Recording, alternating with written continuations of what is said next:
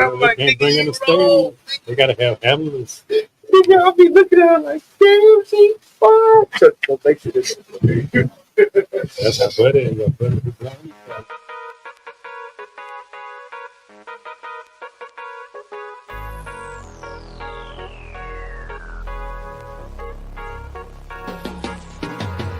Season 3, Debate with Big Sports Show.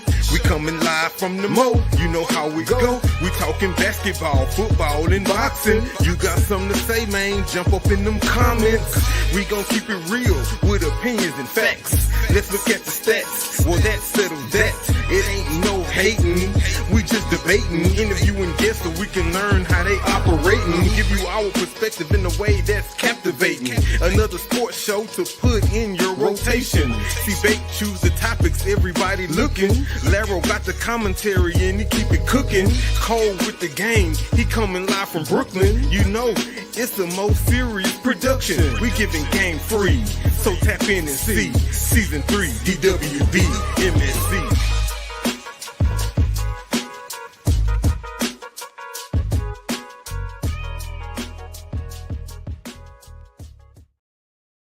Yes, sir. Yes, sir. Welcome back, ladies and gentlemen, to another episode of DWB Debate with Big Podcast.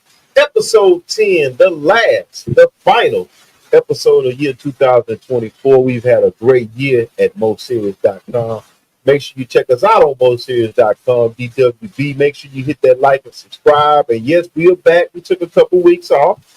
You know, we all daddies. Well, not cold, but, you know, some of us got daddy duties, getting ready for the holidays, but we could not let the year go about without us coming back and giving you the sports center, the greatest sport news on the internet, coming from MoSerious.com, DWB. What's going on with everybody? Make sure you hit the like and subscribe. And I got my man Rose sitting to the left. Over here, representing for H-Town, got the alternate jersey on with the Santa hat. We feeling the Christmas feeling. And then I got my boy Cole over there. Cole, what's going on with you, man? Chilling, man. Over here in New Jersey, man. Chilling with the lady. Chilling with the lady in New Jersey. Give her a shout out, man. Tell her we appreciate her letting you come on tonight. You know what I'm saying? Definitely. But we got a lot to talk about, man. But we're going to talk about a couple of, present topics that's going on in the leagues. But we also want to talk about, some of the fine things we talked about in 2024 debates. We're going to talk about what each panel member thought was a good debate. What was our favorite topics of this year? Shout out to my man Chuck, the man that's holding it down, the producer, the owner of this whole project. Chuck, we appreciate you, man. Getting us through another year of DWB. And here we are, man. We here. It's been an exciting last 3 weeks of sports, man. It's not possible that we can cover everything that went on, but I know last weekend was a great sports weekend. We had boxing, we had basketball, we had, the college football playoff. So it's impossible for us to cover all of that, but we will briefly touch on the topics that we think are important. But before we get started, everybody that's in that chat, make sure, again, I keep re-emphasizing, hit that like and subscribe. Give us a shout out. Make sure you participate in the chat.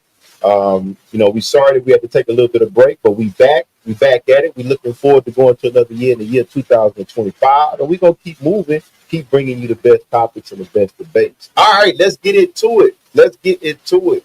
Now, this story is a little bit old, but it's still controversial, and I still want to talk about it. I want to talk about the hit that everybody was talking about 3 weeks ago. Yes, it was 3 weeks ago with the Texans versus the Jaguars.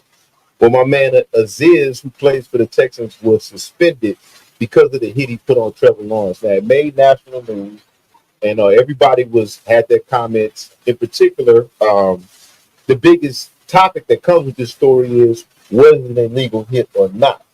I thought it was very, very important that, Tom Brady came on and talked about it, and he actually in favor of Aziz, sided with the defensive player. So, that's my question about that. Is that hit, should he have been suspended? Should he have been fined?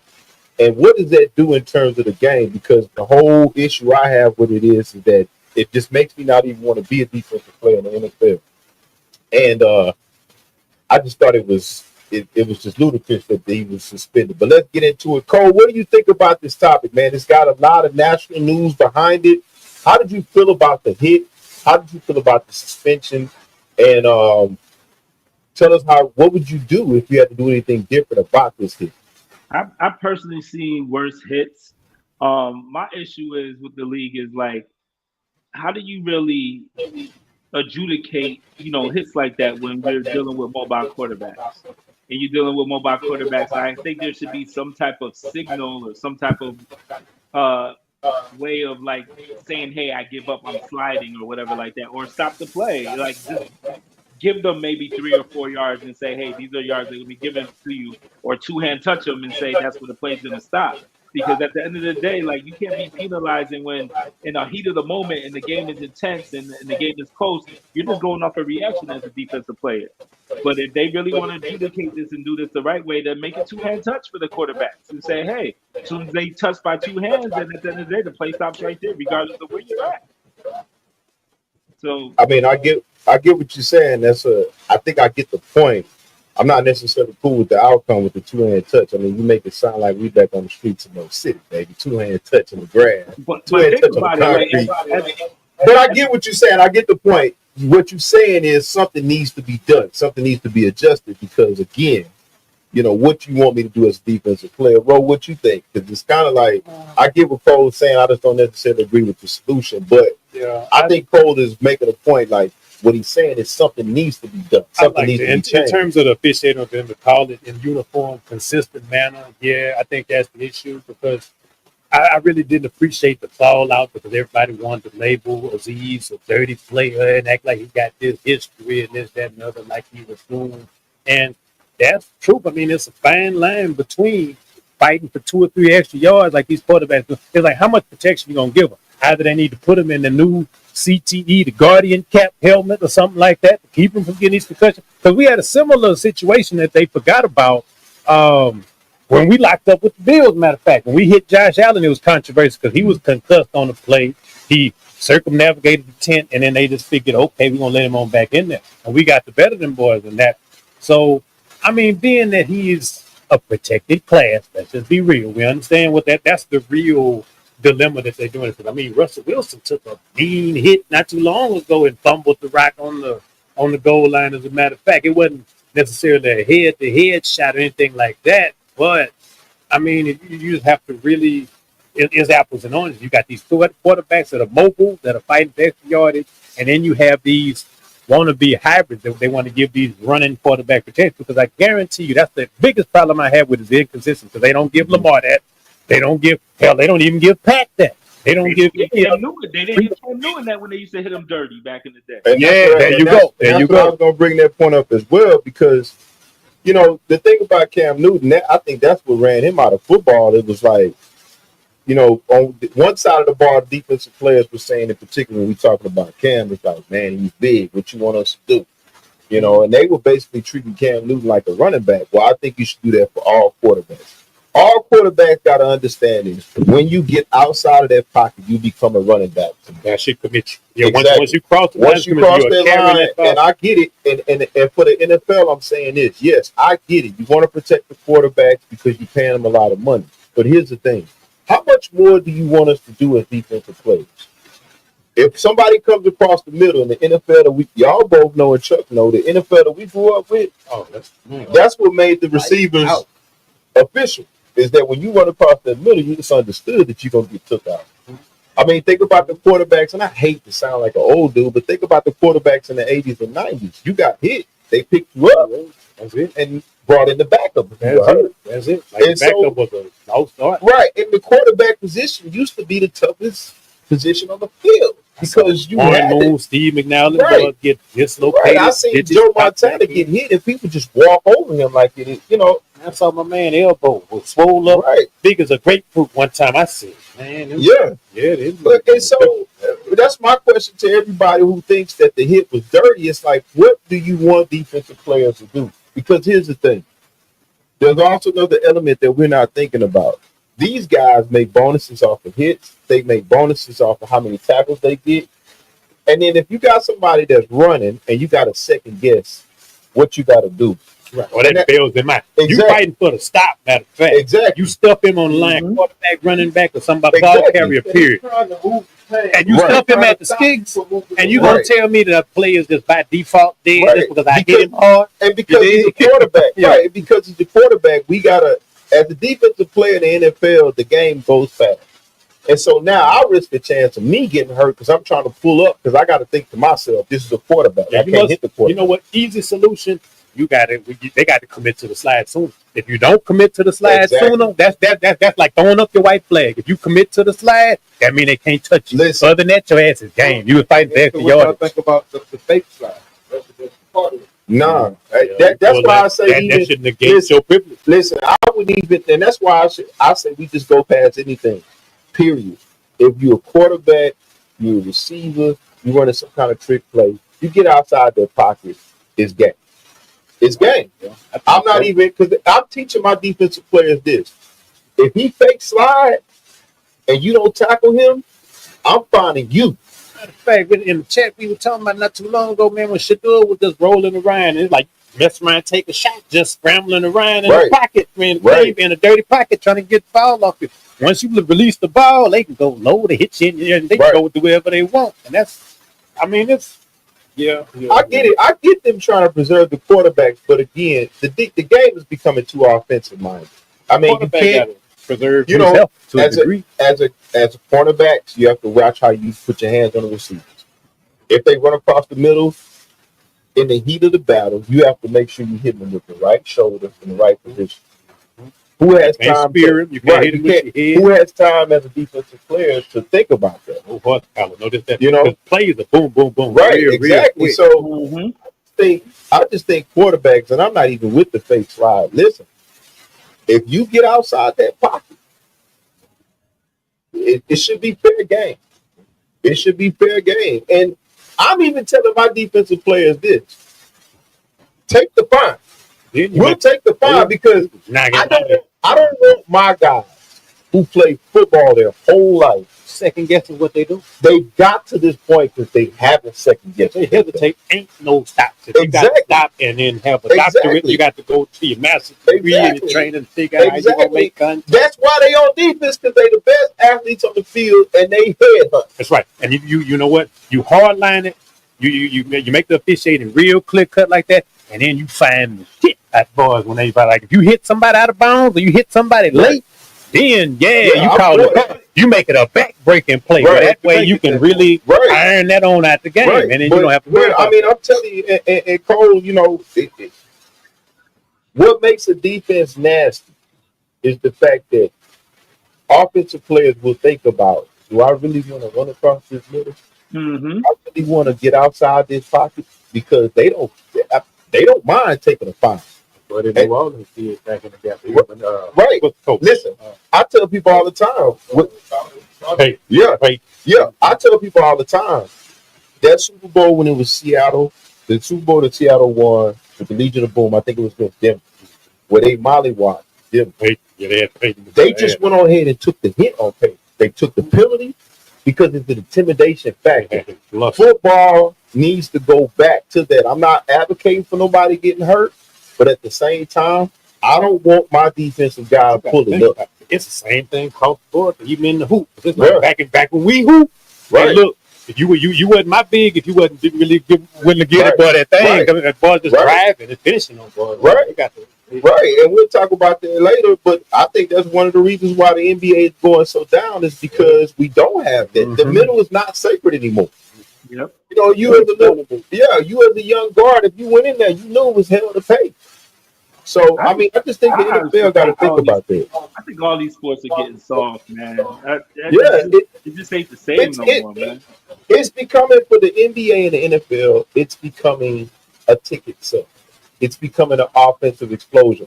They want to see on Monday Night Football. I don't know if y'all remember a couple of years ago, or maybe a while back. I think it was the Chiefs and the Rams had a 51-45 game or something like that. They want to see it. They want that. That was the other day. Right. That's what they want, the fans to do that. Just like in basketball, they want it to be a 3-point shootout. So it's the league that's behind it. They What's also that? need to bring back trash talking, man. I'm sorry. Yeah, Like, yeah, all this yeah, technical giving players technicals and throwing the right, flag for people right, talking and yapping at each other is taken away from the. This is how we grew up in the right. schoolyard. This is how we grew up Well, playing Madden and the Nintendo and Sega Genesis right, with right. trash And talking to each other, yo. and, and I think kudos, and I'm gonna relate to this topic, and then we'll get to the fantasy. But I think that's what saving the WNBA right now is the NCAA allow, because the NCAA understands that this country, whether we want to admit it or not, is about race. So they Mm-hmm. sold that Angel being the villain, the kid from the urban black area from Baltimore versus the good guy, white Caitlin Clark. Because America is about race. They sold that on it. Those two they talk trash, and guess what? Now everybody want to see them play in the WNBA. Everybody wants to see Magic and Bird. Everybody wants to see good versus evil, because that's what it is, and that's the part of the game. That's where it should be. How many years do we wait to see can Michael finally get past the Pistons? Yep, there you go. So I'm with you, Cole. It's the league has to take responsibility. Just have to take responsibility on this play with Trevor. Hey, if y'all don't want Trevor to get hurt, tell Trevor to get down. Yep. And that's plain and simple. But anyway, we could go about that topic all day and night. But Chuck, let's get into the fantasy, baby. Let's talk about what we got going on tonight, and hopefully we can get us some money. Shout out to Underdog Fantasy as we get into the fantasy segment of this podcast. Yeah, it's going down Monday night. This is the Monday night football. We got Green Bay Packers versus the New Orleans Saints. Right now, I try to do 4 people, so we do 2 Green Bay players, 2. Let me ask you this, Cole, while I pull this up. What you know about Spencer Rattler? By what? I say what you know about Spencer Rattler. That's the Spencer QB Rattler? for I got him only going for $150, yo. That's all I got him going for. Throwing a $150. He's the backup quarterback in New Orleans, right? Yeah, like I got him going. In my other thing that I use, I'm not gonna mention the name. I got $150 for him. Okay, So and I so will we'll put talk offline about that. So under on the 181. I was thinking lower than that as well. I'll put lower. All right. What you think about Jordan Love? I got higher for him. That offense is powerful. I got a touchdown for Josh Jacobs. So for Jordan Love, you think that he's gonna have higher than 232 passing yards? Or you could just put him for the 2 touchdowns. Put him for the 2 touchdowns.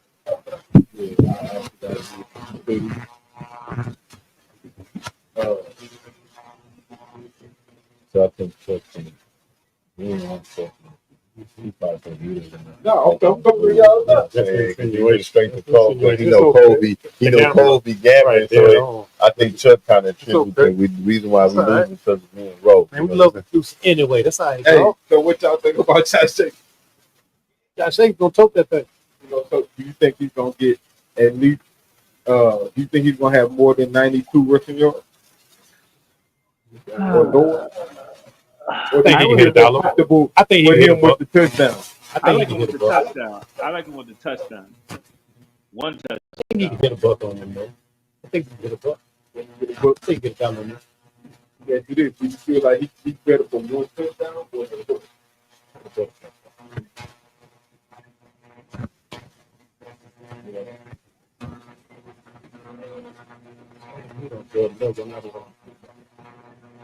What's your issue with him? Oh, okay. So I don't need him to do nothing. I need him to back. Oh, I need him to pass it over people. you need him. Wow. Okay. Nothing against the kid, but I guess that's a lot. But all right, so I need somebody else from New Orleans. I got James Is Kamara I playing? think he's out. Is Kamara playing?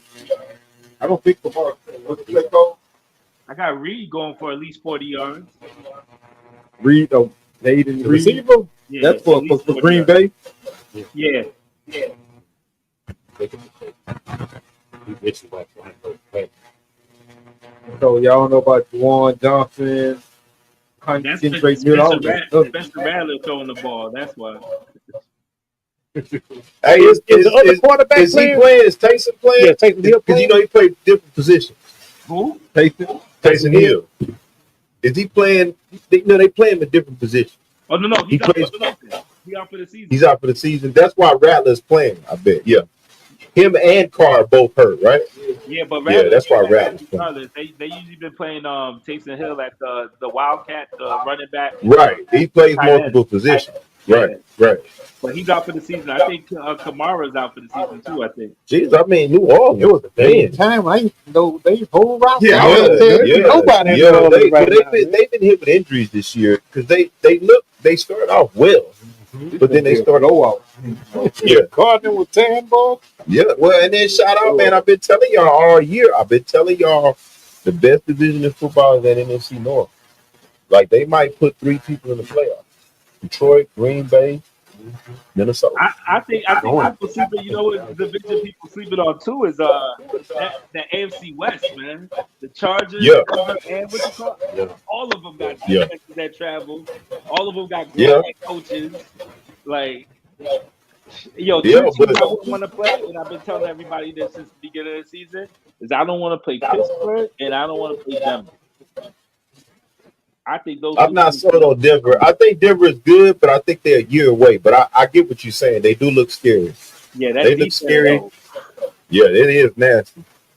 Chuck, we got the picks in. We okay with what we got, and we still need something. New Orleans. I need one more. Nobody knows nothing about New Orleans, man. They such bottom feeders, man. Like, Cole, you the bro, I gambler. don't know. You notice that I'm quiet over here. You the gambler. Tell us about New Orleans, because I don't know. Everybody I know about them, they're injured. Like, what happened to the star receiver that signed with Jordan? What they saying about Musgrave his first game back? I thought he was a star. Yeah. I thought he was cold. Well, Yeah. Musgrave played for Green Bay. All these cats play for Green Bay. So for New Orleans picks, I got Kendrick Miller, I love him. running back. I got Foster Go with Morneau with two catches or something. Yeah, take the smallest joy Hey, and look, catch it. pin that one on Cole the Pale. Yeah, Man. I ain't never heard of them boys. Yeah, man. nobody know nothing about New Orleans, man. So yeah, I feel you though. So you think he's good for 3 catches for the whole game? He's a tight That's end. good. The tight end's usually the safety guy for backup quarterbacks. Oh, is he a tight end? Look who we basing our picks off of right now. 'Cause Yeah. we just don't know who they are. Okay, Cole. what this one y'all asked about basically tips? You could go with Jamal Williams. You could go with Jamal Williams. He might get a touchdown. Ain't that the cornerback? That's the running back. That used to be with what you used to be with Detroit Lions before they got Gibbs. Hey, Chuck, just pick something because it just makes me feel bad talking about the Saints, man. Yeah, They so bad. You feel me? I got more to say about the Cowboys. That's Yeah, the thing. exactly, That man. is I'm sad. like, it's crazy, man. Wow. Shout out to New Orleans, man. Wow. I mean, they've been hit with injuries. We don't even know who these guys are. Tell the audience who these. Underdog Fantasy New Orleans. True underdog. All right, y'all. Shock the All world right, tonight. shout out to They're gonna shock Underdog the world Fantasy, man. I mean, no disrespect to the New Orleans Saints, man, but golly. I mean, here's the thing. I only got to pay attention to who I got to pay. I mean, it's the NFC South. I'm not gonna even bring in the Buccaneers. I'm not gonna say nothing about Baker Mayfield. I'm gonna leave that alone because it's still between him and Atlanta who can win. But anyway, let's get into it now. Since we can't, he does. He does. It's their fault. They wait too long. Yeah. But hey, man, I don't want to talk about the NFC South. I don't even want to get into that. Let's just get into the best of 2024. Let's go to each panel member because I do not want to talk about Baker Mayfield. You already finna talk about Deshaun Watson. But let's go to each panel member. Let's starting with Cole. Let's get this over with on what was their favorite debate topic, and let's talk about it. And Cole, you take us anywhere you want. Tell us what your topic is. What was your favorite debate topic, and whatever you want to add. Why you think this is the best topic? Do you think you're right? Does it come back up? Whatever it is, Cole, get yours over with first, and then we'll go to you. So I want to lead with Deshaun Watson. We go on a year review. Matter of fact, we go 3 years of review. Ever since this guy came to the league, to Cleveland, actually. Okay, He's yeah. been Don't say the league. he's been a disappointment. First, I'm going to start off what Cleveland gave up for him. They gave up a 2022 first round pick, a 2022 fourth round pick, a 2023 first round pick, a 2023 third round pick, a 2024 first round pick, and a 2024 fourth round pick. No, and they got I guess, a conditional six rounder, or also received a six rounder from the Texans in that trade. Um, I think by far in the last century of the NFL, this has been the worst trade for what they received back from the player. The player has not taken them to the playoffs. The player has not won. In fact, he's been bringing on his off-court issues to the team, and he's not winning, which makes it even worse than a worse trade. I just want to say that I think he's washed. I think that all those arguments you made that he was better than what he was, Baker, he is definitely not. I think he had if he would have been a Hall of Famer if you base his career off the Texans. But ever since he left the Texans, I will say he's washed. He's done. Take off your Tony Hang it up. Busby shirt. Huh? Hang up the cleats. Get into the booth. Matter of fact, go commentate college football. Don't commentate NFL football. He's done. Get him out of here. That's my take. Wow. Well, I mean, you do stick to your guns. I don't even want to debate you on that because at the end of the day, I don't know what this is about Deshaun Watson. Like, let me ask you this question. You bring up great numbers, and apparently, according to your numbers and what he looks like and what has happened to him in Cleveland, it makes it look like you know what you're talking about, even though you don't. But in hindsight, let's go back to the trade. I want to ask you this. Mm-hmm. It sounds like you wasn't for the trade. Now, when you weren't for the trade or when he got there, what made you say this is not going to work? Like, what made you say, you know what, this guy is not what people thought he is? Because you've been hot on it, and to the audience, it looks like you know what you're talking about because the numbers, everything you wrote off has played off. What is it about Deshaun Watson that you say get him out of here? Why is it done? It's his second year because I will say this: I gave him a pass his first year for the amount of time that he was off. Like I give him a pass for that first year, and then he was injured a little bit. But that second year, I'm sorry for the way Flacco came in and played, for the way that Jameis Winston came in and started moving the offense around. Let's stick with that, though, Cole. Let's stick with that. Let's stick with that. Let's stick with Jameis because Jameis is pretty washed as well. He's washed as well. But it's looking more systemic than what, like. Cleveland has been cursed, and that has been a revolving door. I mean, because think about the success. The success was limited that Flacco even saw. You know what I'm saying? Like he helmed the ship well enough to get him another job in Indy, but yeah, Father Time it takes no prisoners. So, I mean, Washington is still debatable, but at the same time, there is a problem. I can agree with you in that there is a problem. He got a case, he got a case. I'm not gonna dismiss because he's done me and Bake no favor. Right. Like you got a case. I'm not saying you don't have a case. And he does have issues that he needs to deal with. And you know what? To your credit, I'm not upset if Cleveland decide to go another way. I don't think he's washed because at the end of the day, he's had a lot of injuries. Everything that went on in Houston was crazy. That's why I was giving him a pass anyway. I think Houston made a bad decision and they had to eat that. And there's been a lot of things that followed him. But to your point, a professional is a professional. You got to go out and play football. At the end of the day, though, I think he's a lot like the guy. He's a lot like Baker. I think he just needs the right situation. I said if he gets the right situation, I think it could really resurrect his whole thing. Because to his point, Cole, and again, I'm not in any other debate, we go on any other show, you win this because you got facts and numbers. Okay. But to his point, and he actually took my point, you know what I'm saying? That's why I love him on this show. It's something going on, and I'm gonna talk about it in my debate. It's something going on with that organization. May not be with winning, but with quarterbacks. Because even I can even turn around and put this argument on you. You felt like Cleveland didn't give Baker enough time. Because, and you said it translates over to Tampa Bay.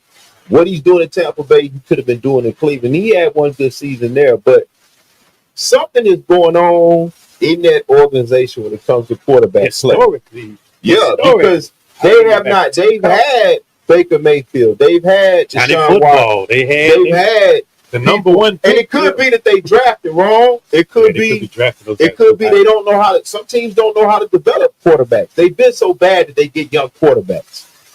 Now, to that point, maybe it's just the organization that just can't do anything with young talent. Maybe that's why they were successful with Flacco. Maybe they need to go out and get them a franchise quarterback. I think they should trade for Gardner. You know what I'm saying? I actually think they should just sign Kirk Cousins when he gets. But see, and that's what I want to ask you, because that's one of my questions later. The Watson criticism is warranted. Mm-hmm. Why ain't nobody talking about Kirk Cousins' criticism? Why nobody's talking about that? Because here's the thing. We can say what they want. They still got a shot at the playoffs, and it makes my point look good. They started Penix yesterday. You know why? Mm-hmm. Because Kirk Cousins is not getting the job done. Now, for everything that Deshaun Watson is getting as far as he's playing on the football field, you're 100% right. But why isn't that criticism going to Kirk Cousins? I said the same thing about Trevor Lawrence. Because if we can talk about Deshaun Watson, Kirk Cousins ain't played no more. They're reckoning for a lot of these guys that's coming. That Purdy got a reckoning. I'm gonna talk about your boy later too. You tried to sell me on Purdy. I told you. And to Purdy's credit, he might not be in that same area because they got a lot of injuries in San Francisco. Yeah. You know what I'm saying? They got a lot of injuries. But they got a lot of injuries. I can't debate you on Deshaun Watson. I just don't think he's finished. I have to agree with you. He has not got the job done. You know what I'm saying? Backfield with Nick Chubb and what you call it. But see, the injury bug hit Cleveland very hard as well. Yeah, but the deeper question too is Cleveland as an organization. I'm gonna talk about that in my debate. I'm gonna let you go next, bro. But to Cole's credit, I can't take away the numbers. He is underperformed. Historically, they might have it get hurt. They might be hurt. Well, it's something about that organization when it comes to quarterbacks. They don't get it done. Because who was the last winner? Like Ernie Kosar? I think that's what I'm about to say. The last franchise quarterback they had was Kosar.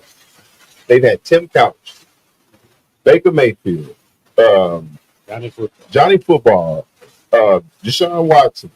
They've had quarterbacks. It's just not an environment that cultivates young quarterbacks.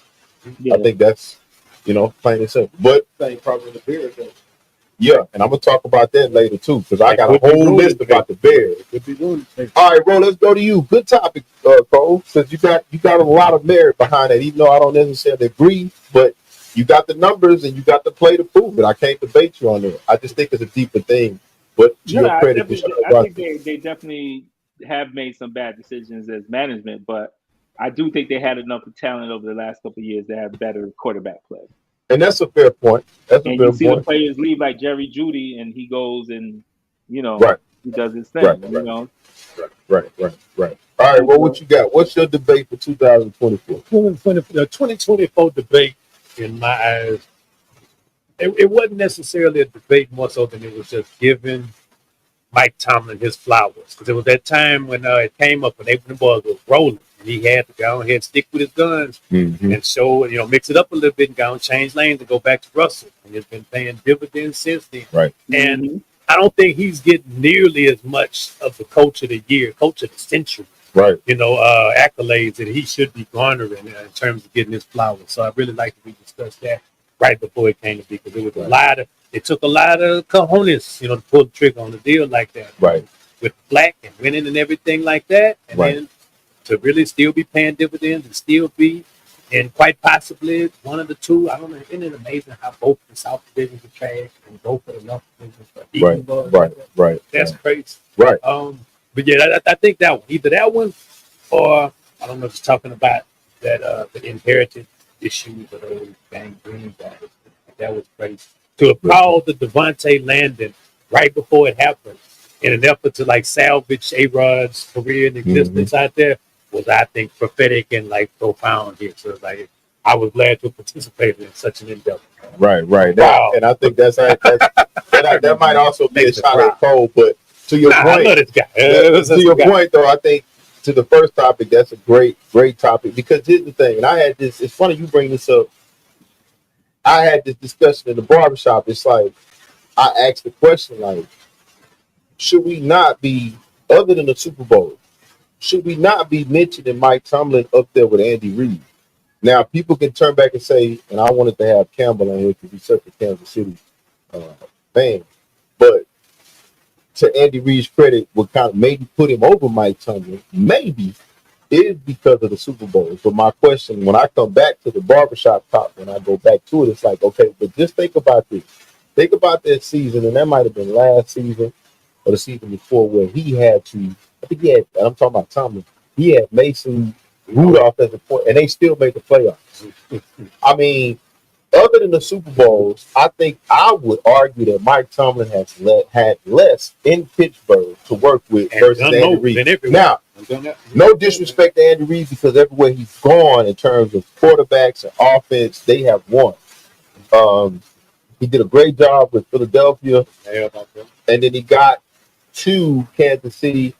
The whole idea, the maturation process of Patrick Mahomes, it just turned out to be the greatest. Probably going to be a dynasty in football. I don't know if he was there that long. I know he was a part of the organization that when Mahomes came out of, I think it was Texas, they decided to groom him. They didn't put him in at first, and now it looks like they know what they're talking about, because when they unleashed him, here we are. We talked about him probably being the greatest quarterback in that discussion.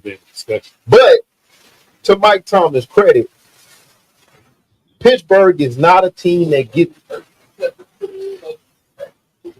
It might have been something like that. Yeah. It might have even been Alex Smith. Yeah. It was Alex Smith. Yeah. And Alex Smith was actually playing pretty good. But to Tomlin's credit, it's like Pittsburgh doesn't get the national coverage that they should get, other than the Baltimore, the rivalry game and the other two. But he's made the playoffs every year since he's been a coach. And the thing about it is, he hasn't had the level of talent that Kansas City has had. And I think, to your credit, what set the thing over the top for me for Mike Tomlin was this year, because you got Justin Fields coming in, you had Russell Wilson coming in, he's getting a lot of pressure from the national media that Wilson has done. And he stuck to his guns on Wilson. I didn't think Wilson was done. I just think Denver I think Sean Payton made a mockery. Arguably, two of the greatest free agent acquisitions quietly, in the league and the wide. Everybody's overwhelmed with Saquon, and I guess even Joe Mixon coming here. But those two guys have been quietly super effective in Pittsburgh. They really put them over the hump. Right, and then you can argue that Pittsburgh, to make the playoffs every year, that means you're giving your team a chance to win the championship every year. That's 4 MVP. And that's always one of the top divisions in the league. In particular, the rivalry. You got cool out there. And the division that's coming up. So, I think Mike Tomlin, man, I think other than the Super Bowls, he's right there with Andy Reid for me. Right. And it had something to be said about, and think about it like this. Those people that run that organization, how many head coaches have they actually had? 3 or 4? They haven't had a lot of head coaches. It's the people that own Heinz Ketchup. They run them. They have done a great job, and I'm going to talk about that in my debate about organization. They have done a great job, first of all, giving Mike Tomlin a shot. Second of all, unlike Jerry, unlike Arthur Blank, you never hear about those people. They let Mike Tomlin do his thing. And whoever the general manager is, I don't know who it is, but it's just an overall organization that's done a great job. They picked the right guy. They seem like they get behind him. When he's got a media fire, they don't get in his way. They don't hinder him. It seems like when I look at all his teams, they have his fingerprint. They own it. Mike Tomlin is tough. They're physical, and they're his kind of guy. So I'm with you, man. Like, I'm glad you brought that up, because I had that barbershop top. It's like, everybody, it's easy to point to Andy Reid because of the Super Bowl. But who's to say? And I don't know if it even works in the Mike Tomlin system. I don't even know what the Mike Tomlin system is, but he hasn't had the type of talent as the Mahomes. He hadn't had a tight end. He was blessed with the end of against Big Ben's run. Yeah, Roethlisberger's run. exactly. Roethlisberger retired Exactly. years ago. And then it's hard to come behind Bill Cowher. So yeah, For of them course, not miss a beat. exactly. And then because you've heard Russ gush over the culture. That's Right. like the culture of Right. the team. Right. It's gonna resurrect him, put him right back on target to get that jacket. Now. Right. And here's the thing. And I saw this on the pivot about it. I saw this on the pivot about Mike Tomlin. Like, he's got quite a bit of a coaching tree out there. Guys that are coming under him and starting to coach, and guys that are starting to move out in the college football world. So he's got a little bit of a coaching tree out there as well. But just the way the guy moves about business, you never hear about it. I'm not knocking anybody for this. You never hear about anybody in Pittsburgh getting in major trouble, incidents. Right. Saying that's the last time Antonio had sense. That's the last time Antonio Brown had some sense. You know what I'm saying? And it might even look well that they got rid of him. Yeah, they saw it coming down. Because Antonio Brown won since then. Yeah. But he was never the player he was in Pittsburgh. And see, he could have took right. And that's what I'm saying. Whether it be the coach, it could be the coach. I think it's the coach. It could be the order. Whatever's going on there, they know what they're doing. You know what I'm saying? Yeah, even Le'Veon Bell. I love Le'Veon Bell, but he had to take care of business. Had to go. And then for him to bounce back after having all those personalities on the team, they saw it coming. Yeah, they saw it coming. They look like prophets, don't they? He went to the Jets. He had to stop it, gang green. It was unceremonious. Yeah. And then he was celebrity box. Yep. So shout out to the Steelers, man. I like that. I like that topic. But to my favorite debate this year, make sure everybody hit that like and subscribe on DWB on Most Series. I like to talk about, and I was telling Cole this before we got on. I can't remember what episode, but I was talking about people in professional sports. And as fans, just to educate, it's like if you're pulling for your team, and I know this personally from Texas, it's like, when do we start holding these organizations responsible for what's going on? Yeah. The scapegoat for everybody is to get rid of the coach, to trade players, but the front office issue, you mentioned Gang Green. Nobody on this panel can tell me that the Jets have not had supreme talent for years. But it's something going on in that organization, whether it be the decision making, whether it be the drafting. Y'all saw what I wrote in the chat. Like, what? I seen it over. I can't believe it. They said that the owner in New York really has his son Brick and Tampa. I don't know what his name is. Brick and some of Madden rating. I saw that. Madden rating, bro. And they playing with boys' lives and dollars and trying to with Madden rating. It's like, man, don't you know that? And here's the thing. And you gotta ask this question: you can't win in New York. You can't get talent in New York. Who is not going? Right. Who don't want to sign? Right. And that was my biggest thing about the Knicks. Like, I tell Cole this all the time. The Knicks have turned it around because somebody in that organization, and Lord forbid, I don't know if I know it ain't James Dolan, but somebody in that organization is waking up. And I told Cole this from the beginning. I've said this on the show 1,000 times. They picked the right guy on the court to build the team around. They picked Jalen Brunson, and they built the team around his identity. Well, you know why you can do that? Number one, he's gonna be there. Number two, he's gonna play hard, and he's gonna hold guys accountable. It's his characteristics of a number one player. You have to have it, especially in the NBA. It's the difference between a Jalen Brunson, who's not as talented as the Anthony Davis. The Lakers built their roster around Anthony Davis. Now LeBron is there, but they planned on going through Anthony Davis. Well, they can't get back to the championship with number one, Anthony Davis, as talented as he is, and you would build your team around somebody that talented. He's never there the whole season. Pelican curse too. Yeah, That might be the Pelican curse. And They then, Can we truly yes, that argument? yes, and I'm gonna tell you why. Last 2 seasons? Yes, He's been hooping. no.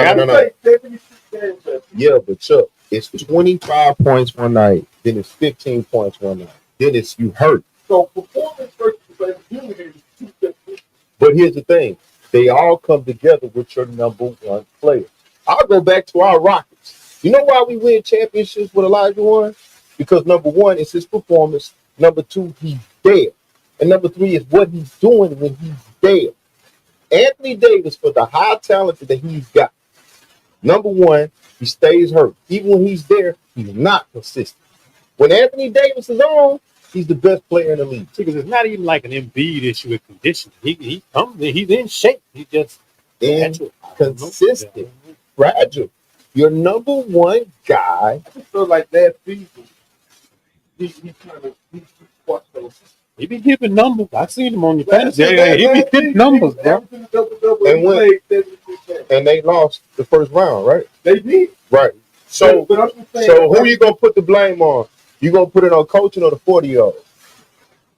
Because you can't put it on the 40-year-old. Because here's the thing about the 40-year-old.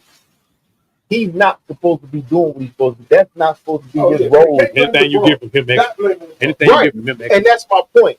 Your number two guy who's 40 years old has to give extraordinary performances for you to have a chance. That's on your number one player. That roster is built for Anthony the ball to go through Anthony Davis. Because if not, they would have loaded it up. They got the money to load that roster up with talent. It's Anthony Davis. You can't have him as your number one player. Now, I think he's a great number two player. But him versus the Knicks are getting to where they're at because they number one guy who's not as talented as the Anthony Davis, he's there. Cole, what is Bronson average tonight? 24. Give us 24 points at 6'2". Now, why is 8 assists? Why is it that's the main reason why they winning? They got rid of Julius Randle. They changed the whole face of the team. And guess what? Any given night, just like I said about the Rockets don't have this. Bronson can give you 45 points if need be. Efficient 45. And guess what, Cole? He gonna be right. Yep. He gonna be there. And the worst game that Jalen Bronson gonna give you is average, but he's just shooting worse. But guess what? He's still getting 8, 9, 10 assists a game. Unlike Anthony Davis. Right. Exactly. Unlike Anthony Davis, he's gonna be consistent. It's been games with Anthony Davis. He might have 10 points, 5 rebounds. And then there's nights where he looks like, man, he's the best player on the team. In fact, that's next thing that the Knickerbockers got to work out. In fact, find a way to implement load management where Brunson don't play himself. Well, out. And I think that's why they got Towns. If Towns can fill in that spot, exactly. And I think that's why I think. But again, New York has turned it around because New York has solidified an official superstar. An official superstar. You either got to have great coaching, which I tell everybody the Rockets got, or you got to have some guys that carry you. And so, another example of a great organization versus an organization that's not figuring it out. Look at the Boston Celtics versus the Los Angeles Clippers. The Clippers built their team and their empire around Kawhi Leonard. Talent, yes. All day. When he's there, Clark. But he's not there. It's 25 points a game. So when you put your team around that guy, you build your team around that guy on his 25 points a game. You put still trying to find identity. Right now, it looks like Norman Powell. And you carrying the team, which it wasn't meant to do, just like the Lakers. Harden is carrying the team. A different version of Harden. Exactly. And so that team ain't built for Harden to be the number one option, but he got to do it because our man is not here. Mm-hmm. You know what I'm saying? So, exactly. And so, you look at Boston. Like I tell people all the time, Boston, they get it. Like I couldn't understand until I started really paying attention to them. I couldn't understand. I'm like, why would you give Brown all that money first and not give Tatum? Well, you give Brown that money because when Tatum started doing his little, I just want to shoot, don't want to do nothing, 6'10", 45 points, 2 rebounds. This guy, we going to pay Brown because no matter what, number one, he don't have a problem being the number 2 guy. He don't have a problem doing the things that Tatum don't want to do. So we gotta pay him.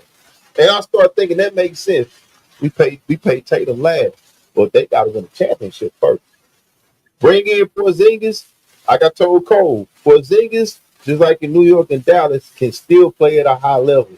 But much like Kawhi Leonard, he can't do it for 60 games without getting hurt. So what do? Even though you can play at a high level, if you come over here, we're gonna pay you less.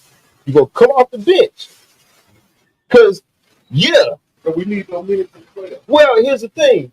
You can still help us, but you gotta take less of money. Understand the reason why you can't take the money of your talent level, you always hurt. Yep. So you can take this modified role. Unspoken fact. Right. You can take this modified role and you, and like Cole said, you get this money based on what you saw in the league. You can't play 82 games. So even though you still had a talent, we're not going to pay you for your talent. We're going to pay you for your availability. You do it like the NFL, you start to iron these incentive-based things. Exactly. It's like Cole said. Cole said it before. You pay guys based on what they're giving you or not. So Boston gets on game checks like the NFL. Right. They use game checks. Boston get it.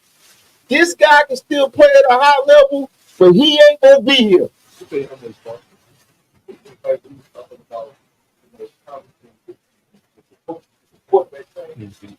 Boston, they go smart. You know what I'm saying? Went off the plane, man. Well, Holiday here, I was like, being part of the hardest team. You feel me? How you change your identity? And they actually probably got better with Holiday. Right. Now, fast forward to that. Milwaukee, I love Dame Lillard, but how is it playing out for you that you let Holiday walk to Boston? Because as soon as he got over there, not saying he's the direct reason, they win the championship. When you have a point like Dame, you need another point like Drew to go ahead and balance that out. Because he'll play both ends. But that's the difference. That's what I'm saying. There's a difference between an organization that gets it and an organization that's trying to figure it out. And it's no coincidence why Boston is a historic organization, because they get it. Look at the Houston Rockets right now. A byproduct of the Spurs and the Celtics is our head coach right now. Mm-hmm. Coming from those organizations, that dude understands this. And I told everybody, the turnaround for me, for the Rockets was last year when he benched Green. And what he was trying to get Green to understand is, yes, you were high talent. I do accept the fact that you still have a different maturation process because you didn't go to college. But I need you to play this way. Now, you either can do that or we'll bench you. And I know they paying you a lot of money, and I know they plan on they're making you the guy. But I'm going to tell you this right now. There's certain things you got to do to get on this floor to play for me. Either you're going to do it, you're either going to respond, or you're not. I know you that guy. I know the organization looking at you, but when they benched Green, he came back. They went on an 11-game winning streak. They had a chance to win. He was close to averaging 25. And he ended up being the player of the month that last month of the season because he responded. The coach set a level up here. He responded. Now the rest of the team knows. If he bench him, he can bench me. Yeah, send me to Saskatchewan. Exactly. And so I'm going to Rio Grande in no time, even as good as Green and Sagoon is, I still say there ain't nobody that can go out there and get up 40. How was the Rockets winning? They winning off of hustle, hard defense, young guys playing hard. I love Whitmore, but that's why he ain't get on the floor that much. Before LP started really responding, they was gone. And Steven Adams getting a lot of minutes. Like, hey, man, I got a veteran coming. I got a guy that he might not be as talented, but he gonna do what I tell him to do. Mm-hmm. And so the Rockets, they did something right. They got behind their coach, and so we got to start calling these organizations into for accountability. Yeah, the player empowerment era kind of needs to be right. Yeah, because at the end of the day, it's like, we can sit here and blame everybody, players and all this for that, but the organizations, and so that we talked about that was my debate of the year, and I think it should always be debated. But anyway, good topic. All right, let's touch a little bit on some of these topics, and then we'll get out of here. All right. Much to you, Cole, which quarterback should not get a contract extension?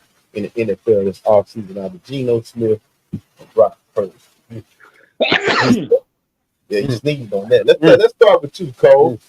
Who should not get a contract extension? I automatically think Gino should get one, no matter what. It's not my New York Jet bias. It's just that I just That's see one like hundred. That's 100. between the adversity that he had early in his career to now to win the quarterback against Rick Meyer or whoever that dude. That wasn't Rick Meyer. It was the Giants backup. I forgot the Drew dude's Lock. name. Drew Lock. Drew Lock. And he was supposed to come in as a great draft pick, and he won it. And then he took them to the playoffs, and they've been consistent every year. He definitely deserves it. I actually think Brock Purdy deserves it too. I just don't think he deserves a max contract. But I still think he's a great quarterback. Still think he's top 10, top 12 in the league. And I just think that they just dealt with a lot of injuries. I'm not opposed. He took them to the Super Bowl. Would have took them to 2 Super Bowls if he didn't get injured. So you think both of them should get an extension? I think both of them should get an extension. They're not gonna find anything. What are they gonna get better in San Fran too? Think about what's on the market right now. They're gonna bring Aaron Rodgers over there. They're gonna bring Kirk Cousins over there. They're gonna bring Dak Prescott and trade for him. Like, there's no other quarterback that's better than him right now. Be better than Purdy that time, man. I ain't gonna lie, man.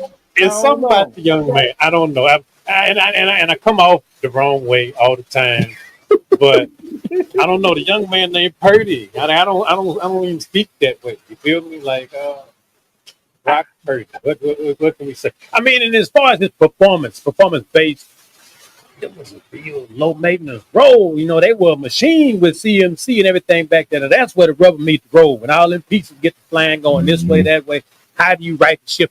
And they did a nosedive. And the thing is, that's indicative of his stewardship, of his of his command over everything. He's got to be a bigger voice. You know what I'm saying? Yeah. It's like the other moving parts of that team are more dynamic some kind of way. You see Bosa with the MAGA hat on, shit like that. Yeah. And you don't really hear about Purdy. That's not his team. He kind of stepped into a veteran role on that team. Because think about it. Before that, it was Cap and Alex Smith and people like that. And they had some real nice dynamic pieces as far as the quarterback position goes. And it's like, and he hasn't been bad. I mean, let me not all the way disagree with Cole. He hasn't been bad, outright bad. Like Trevor Lawrence has been outright bad for a lot of time, underachieving historically.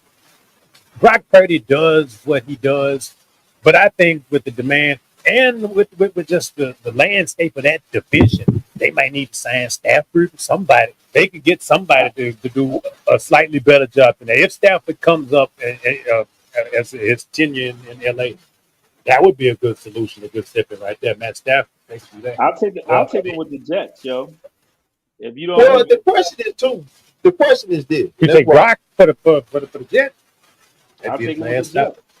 The question is, this is why I got this on this. I think where Geno is at, that's where Brock is trying to get to. And what I mean by that is, okay, this year. This is why I don't think Brock deserves an extension right now. Because this was the first year that we saw him, and to what Rose said to his credit, he wasn't bad. But now we don't have the McCaffrey all season. Now we don't have the Debo sign. Now we start to see, now we start to see without that well-built team, and it's not Brock's fault, he's probably not as good as people projected. That's not his fault. But that's why I say I don't think he deserves that contract extension. Whereas Geno, the layers have been pulled back. The players have left.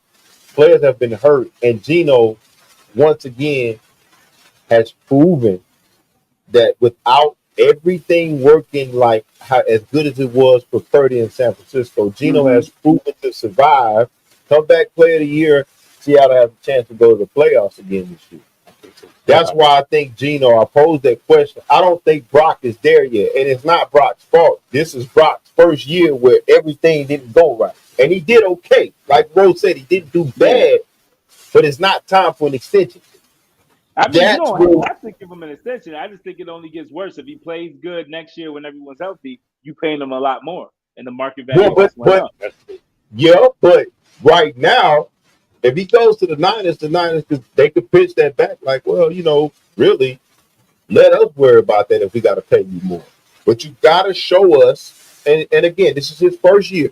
I'm not knocking the guy. I just don't think he deserves an extension right now. And he doesn't turn the ball over a lot. It's just that I don't even think he spreads. I don't think he got ball placement or the long ball. I don't think he has enough command of the long ball because even Kittle's numbers are down. Even the guys who are in the count that are usually pretty productive is not what you see Debo doing. Debo's a wide receiver, but what is he doing? Running jet sweeps. Right. They handing him the ball off. Yeah, stuff. so it's like it's something about his delivery, his decision making. Like I said, he's not turning the ball over, but that offense is stagnant. Like it's a guy named Jennings or something gets a lot of touches out there, but he's not setting the world on fire either. I think everybody's numbers are down. That's what everybody needs to find out. And their top receiver is out. Brandon Aku is out. So yeah, but again, Cole, he needs that season. He needs another season, or he needs that season where we say, okay, everything is perfect. You did well. That takes you from. That's why I said with Geno. Geno to me has gone from a backup to a game manager. Now he's earned the starting quarterback. Whereas if things don't go right in Seattle, Geno has showed me I can make plays off of improvising. I can make plays when all my weapons ain't there. Brock is getting there, but he's not there yet. He hasn't proved that and it's not his fault. I'm not saying it's his fault, but he needs more time to prove that he made it to that next level. I necessarily don't think he needs more time to prove when you're Mr. Irrelevant. When you're the last pick in the draft and you take your team to the Super Bowl and you've taken them to the NFC Championship game, and the only reason why you haven't had a really good season this year is because a lot of injuries occurred. I actually think he's deserving of a contract this year. You don't have to. I get that point. You don't have to. But if you look at the videotape, he's proven that he deserves it. See, I don't think he has. I think he's done well when everybody's there. I say that I need to see because this season was, and I'm not even looking at. Forget the draft status. We in the NFL now. You're no longer I was the last. Yeah, but here's the thing. That's what gets you paid in the NFL. When things don't go right, every quarterback gets that jump. When things don't go right, you make a name for yourself. Because when Tony Romo came in the league, nobody knew nothing about him. They had everything down there in Dallas. That first year, they didn't have no film or nothing. And then he comes back the next year. Now we got film. Now we have a couple of injuries, and we find out he's not what we thought he was. And see, that's where Purdy is at. I can't say he took them to a Super Bowl. I can say he played on Super Bowl team. He played a vital role with that great coaching from Shanahan and those great weapons. Christian McCaffrey was out this year. Debo Samuel wasn't there all the time. Kittle was there, but he was off. The defense was off. I can't say was out. Yeah, right, but I can't say. That's what I'm saying. I can't say he's at that next level yet because all we know is without his weapons, he don't turn the ball over. But can he take them to the promised land? It remains to be seen. 2-minute drill. Right. I haven't seen him when everything ain't going right, what can he do? Well, he don't turn the ball over. That's great. But that's a backup role. That's what backups are supposed to do. Don't turn the ball over. A backup when they do it. When he come in on a 6-game injury report from your starting quarterback, can he get us to 3-3 till our quarterback gets us back? And if he does anything better than 3 games, he's a great backup. He's a good backup. Maybe he can be a starting quarterback. I think that's what happened to Bridgewater. Bridgewater never proved that when things weren't going right, he was the guy. That's where Purdy is at. Purdy has had a great introduction, but it's a Shanahan offense with arguably one of the best multi-purpose backs of all time, arguably one of the best receivers of this time, Debo Samuel. He also can play a right. And then you got one of the great offensive minds behind you. Well, now this year things didn't go with him. You didn't have everybody. You did okay, but you still haven't proven that I'm ready to take the mantle when things ain't perfect. Shout out to the y'all heard? Shout your check. Yeah, undefeated season, state championship. That's why I ain't a comeback, man. Shout out to my man. I like it. All right, I want to ask this debate because it's a lot of. We're gonna stay in football and we're gonna move to a few more topics and we're gonna get out of here. All right, Right now, is Saquon Barkley better than Derrick Henry in your eye? Let's start with you. I gotta go with the obvious. Yes.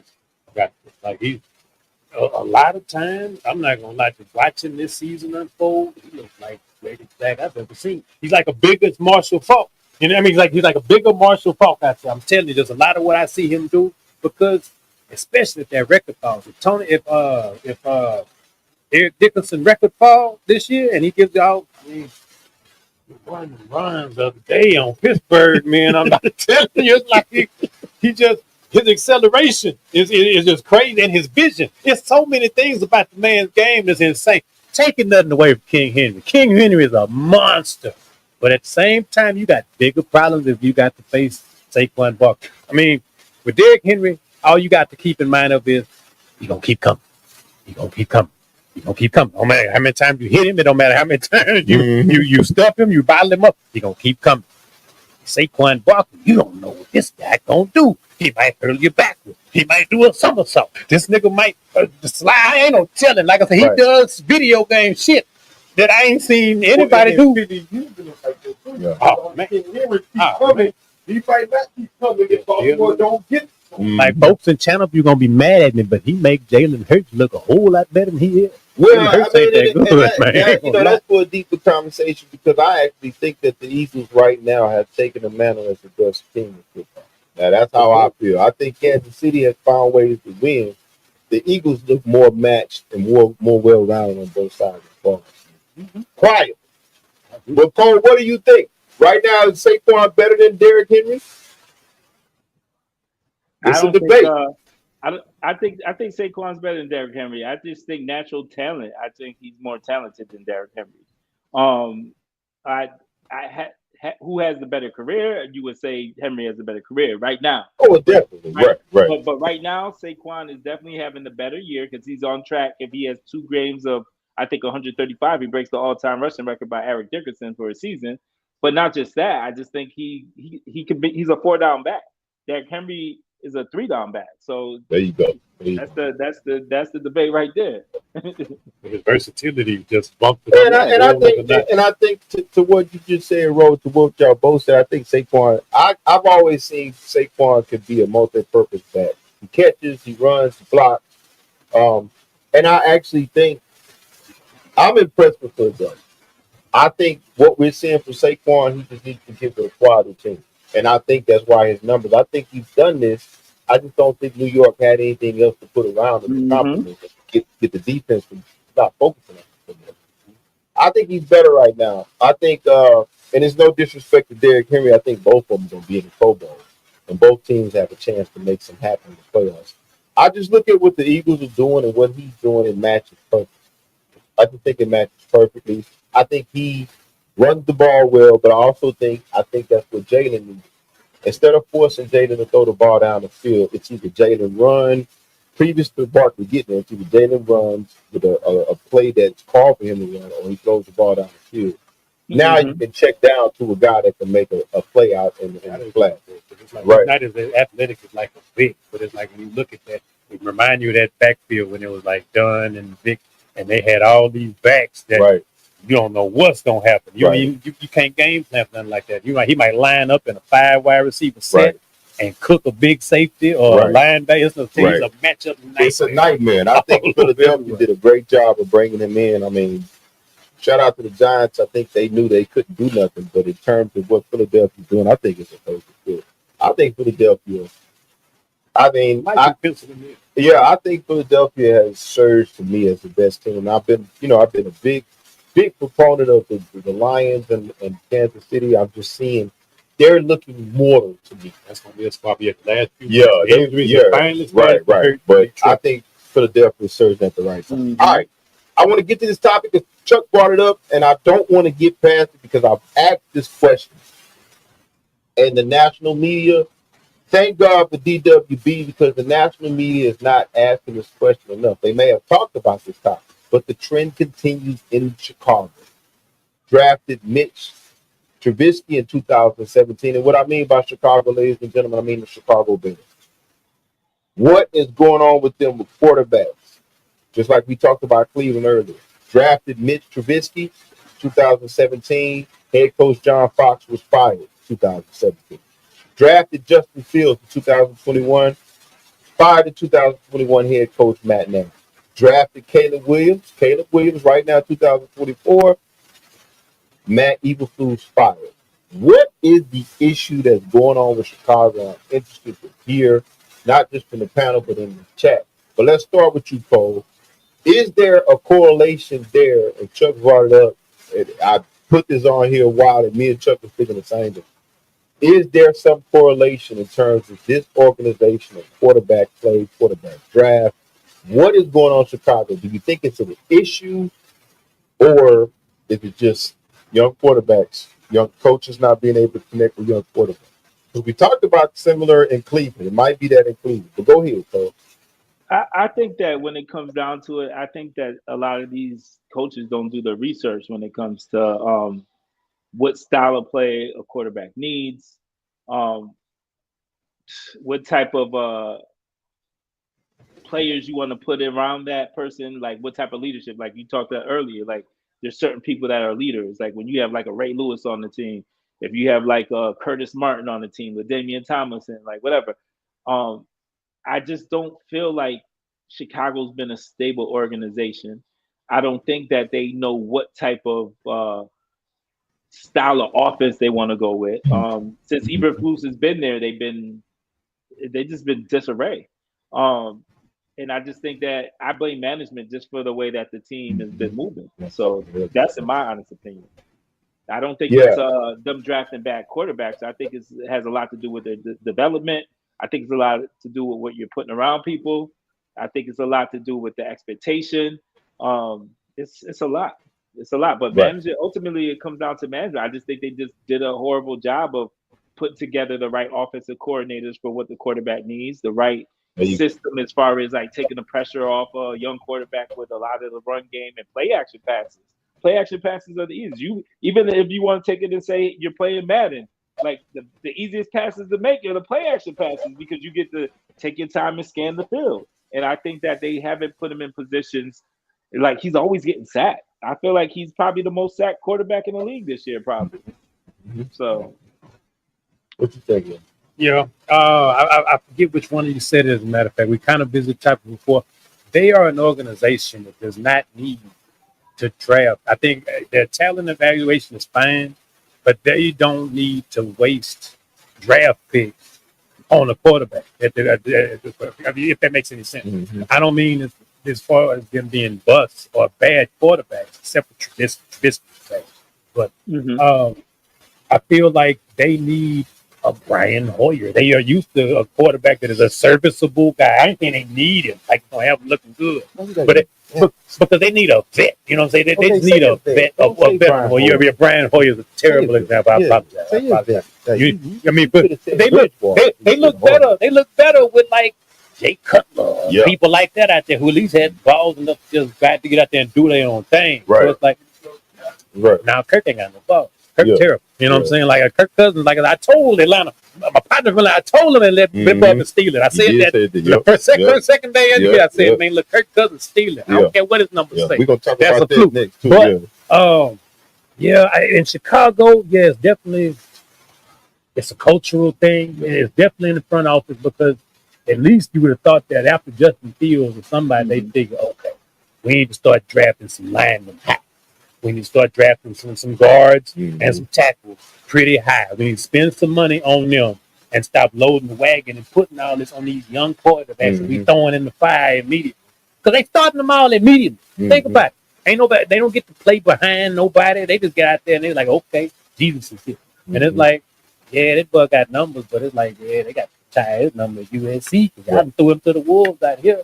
Boys got Jaden Daniels making him look like he wasn't even worthy of any of that. You know what I'm saying? And it's funny, and I don't mean to cut you off and say that, because that's what I was going to refer to, Washington versus Chicago. Oh, man, that's a perfect example. Washington has a perfect system. Right. But Jaden Daniels to say to both of y'all what y'all said, Cole brought up a good point, and I'm going to bring up a good point you brought. I think it's both of what y'all said. Cole said maybe it has something to do with them not bringing in the right offensive coordinator. You said maybe it has something to do with them in terms of them letting these young quarterbacks go loose. Either way it goes, the way what both of y'all are saying is somebody in that organization when it comes to these quarterbacks are not mapping out what does this guy do great, how can we highlight his strengths and how to do what the Commanders have done. If they've done their homework on these young kids, they have set up an offensive structure that highlights what he does best. You rarely see him out there looking uncomfortable. Now, that's the credit to him, but that organization in Washington has done a good job of making him look like he deserves to be out there. He doesn't fluster. It looks like, it looks like they said, here's what he does best when we draft offensive linemen, when we go to free agency, we need to find linemen that fit his skill set. Here's the offense that he's been successful at. We need to find guys that can play around him in that offense successfully. We're going to run him, design plays. We're going to let him make plays down the field, but we're not going to overload him on his arm trying to make plays. Versus, I think Chicago just threw Caleb Williams out there and said, you're talented enough. You're talented enough. Right. You go out there and do it. And I think both of y'all, that's the great point. I think Chicago, some teams, and it's a management issue. Some teams are just not good breeding grounds for young quarterbacks. Now, maybe I shouldn't use breeding grounds, but cultivate. They don't cultivate the young talent like that. Chicago, big city market, probably wants to win right now. Probably should go get a free agent. We can take them back because when Lovey had them clapping when they went to that Super Bowl. Who was the quarterback then? Cutler. Yeah, that was Cutler, and they had Forte and Devin Hester. But again, they had different philosophies. Yeah, and they built They built that team for Cutler. Another job, little bit shit alone. Right. So, I go to basketball. One thing, it's got to be Sam Preston if he's still there with the Oklahoma City Thunder. They know how to draft him. They just flat out get knowing how to draft him. Only problem no KC is smart. Exactly. And I know it's Sam Presley. I've said it for years with the Ravens. The Ravens, whether it was Newsom or whoever's in there, somebody knows how to go in that third round and find talent that nobody puts in first and second round. And you know who else was good at that? Belichick. Belichick takes the bummiest player, but he knew you're only going to play outside linebacker, and you're only going to play third downs, but you're going to look like an all-star doing it because you're right. And I'll follow that. I'll follow behind that with the San Antonio Spurs. For years, yes, sir. They had a market. They had somebody in the organization that knew how to recruit across the world. They were bringing in players that nobody really heard of. Yeah. Nobody even putting in Bruce Bowen for the role that they had in playing. Somebody figured out the direction and how to recruit. Chicago has proven that they don't know how to develop young quarterbacks.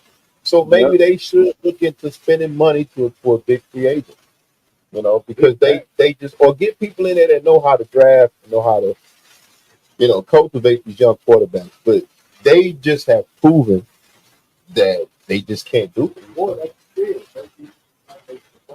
I agree. Right. So these young quarterbacks. Yeah, you need a stopgap. Yeah.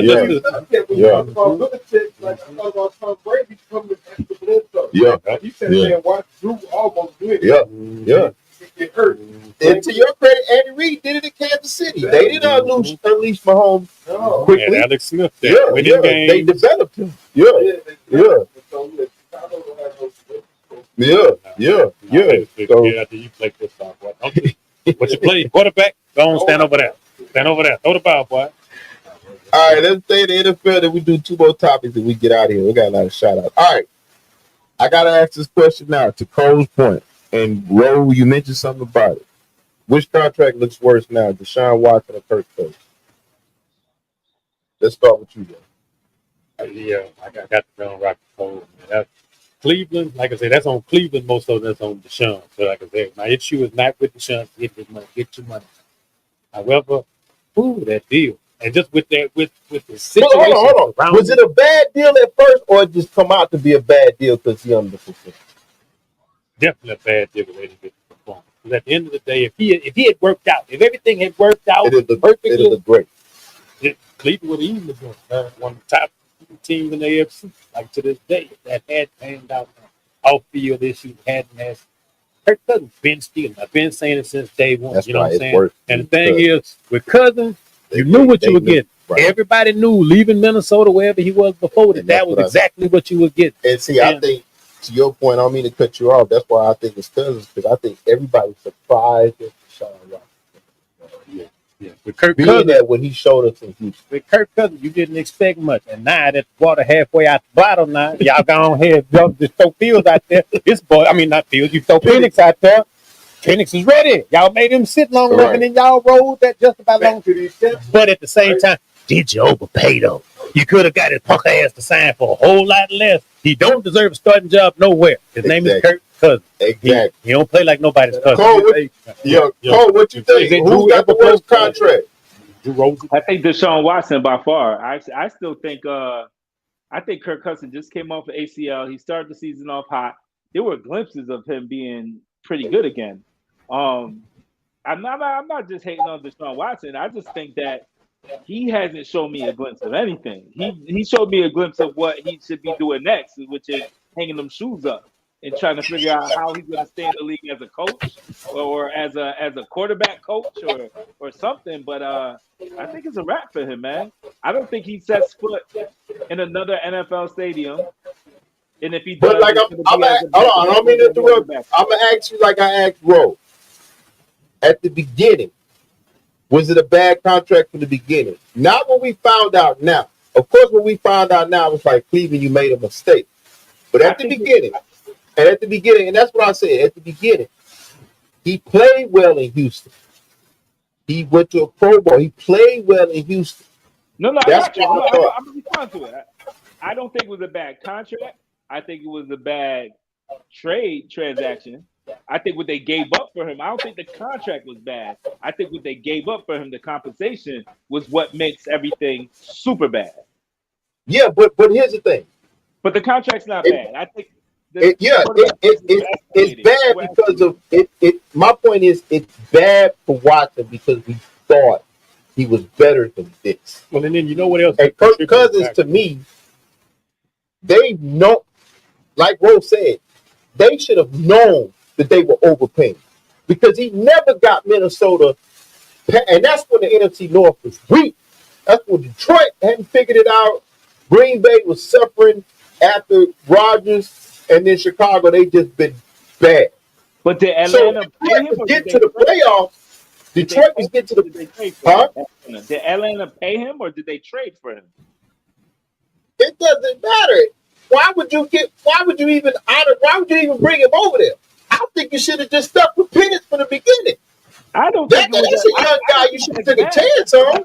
I think they drafted their quarterback that they wanted, and they said, "Hey, let's slowly bring him in and bring in someone who's a veteran who could possibly still take us to the playoff this year. And then your contract is about to end next year." That's why I think they traded for him. I want to say they traded for him. And because his contract's about to come up, that's not a bad contract. If they traded for him, it's about to expire. So Minnesota gave him that. So he's living out for Minnesota's contract. That's what you're saying? Atlanta didn't give him no more money. I don't think Atlanta has to. I'm looking it up in Gemini right now. Hold on. And the other thing that I don't know, it fleeced. I don't know, the Watson deal kind of fleeced because the thing is, Watson sat for a long time while they were sorting this mess out. It was partially. Kirk Cousins signed a 4-year, $180 million contract with the Falcons. Tell them Falcons, I play quarterback too, Jack. Look, like throw the ball to nobody. And again, if we look at what Deshaun Watson was, it runs through 4 years. I'm sorry. Right. So we look at what Deshaun Watson was before Cleveland versus what Kirk Cousins was at Minnesota. I think the Atlanta deal is the worst deal because Deshaun Watson has disappointed us. He played to a high level in Houston. but you know But what? Deshaun Watson played way better than Kirk Cousins, I'm gonna ask you a in my question. opinion. I'm gonna ask you a question. Know why Deshaun Watson's contract is way worse too? It's because you can't trade that. Don't no one want that. With the stuff that comes off the field And post you think time, somebody gonna want Cousins? I think they'll He take Kirk just got Cousins. bit for a rookie. I I think I can see several teams taking Kirk Cousins. I can see the Who? 49ers. Yeah, the If they want Jets. to move off of The Purdy. Jets, and they won't win again. I'm gonna break it down. I'm gonna break it down. I can see the 49ers doing it for Purdy. If they No. don't want to You might as well ride with Purdy. Listen, you might as well ride with Purdy if you're gonna do that. Hold on. I could see them taking it and not pay Purdy because Purdy could demand more. He's already locked in for a lower end of the contract that most quarterbacks get. That's number one. Number two, I can see Tennessee Titans. They've been trash for a while, but he's way better than what you call it. He's not better than the guys they got down there? Who Levin? Tennessee, Cousins, he's not. What has he done? Wait. Did you just say, Baker, that Kirk Cousins is not better than Will Levis? Yes, I think they're the same. Wow, man. What you drinking in that eggnog over there, yo? What you drinking over there? What you drinking in that eggnog over there, yo? Hold on, wait. Tell me this. What do you think, especially after what's going on in Atlanta, what do you think Kirk Cousins deserves? Why would another team pick him up as a starting quarterback? He's a starter. Okay, Cole. That's hold on. Let me stop you right there. That's where you lose the debate. He just lost his job with a team that's trying to go to the playoffs that still has a chance to go to the playoffs. Think about this. They are benching him. You know what they're saying in Atlanta?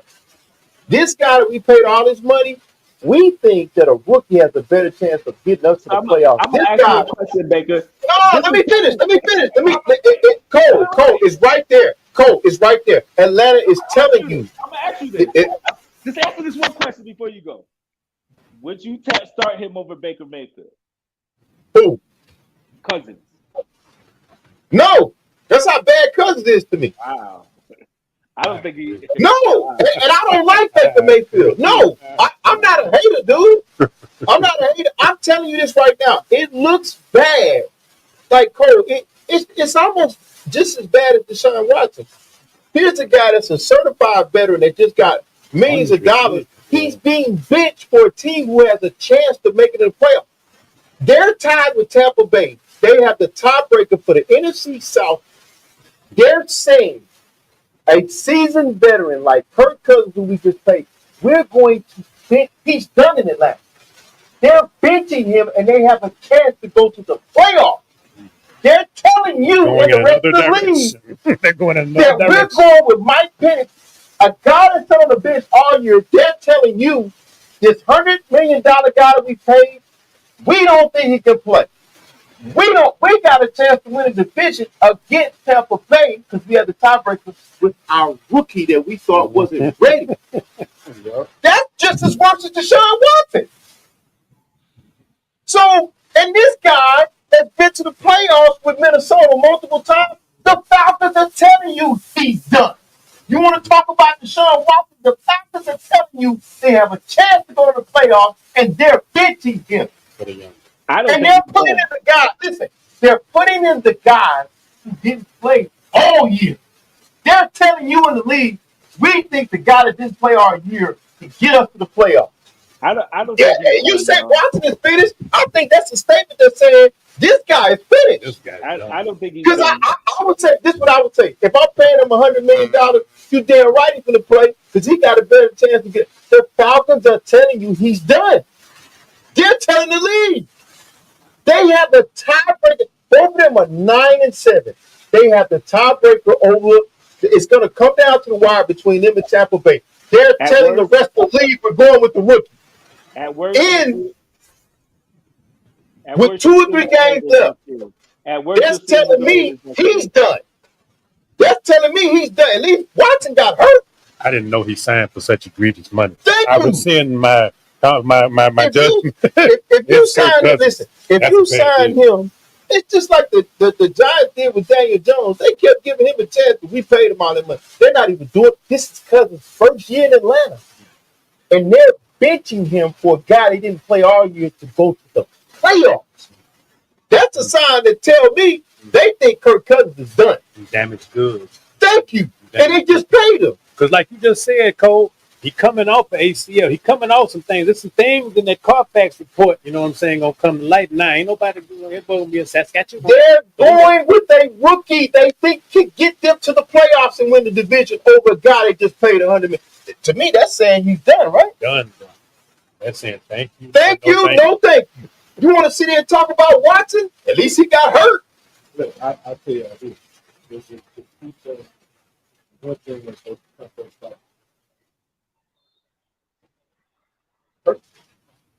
Or when you get those contracts, it's working for Cleveland. But that is true. That is true. That is true. After the son got that big that set the precedent. That set the precedent. Set the bar high. Everybody. Yeah, And that's my point, Chuck. Before he went to Cleveland, that's them telling him that's how good he was, or that's how they felt he was. He earned it. He earned it. Now, he's been a disappointment, to Cole's point. But the Falcons are telling you and the rest of the league he's not working. He's not working. We going to the playoffs and you We ain't trying to even go to the playoffs, and we rather put in the rookie. The Falcons are telling you he's done. So you're sitting up here telling me he go to San Francisco and start. Rethink that, dude. You really think San Francisco? You really think San Francisco gonna throw away Purdy to bring this guy in? He's gonna do it. I'm just saying there's teams that he could go play for. There's Name one. There's Tennessee. Because the Falcons telling you, the Falcons are telling you, a veteran quarterback. Well, I can go play for the Raiders, Cole. They need anybody. It's Cleveland.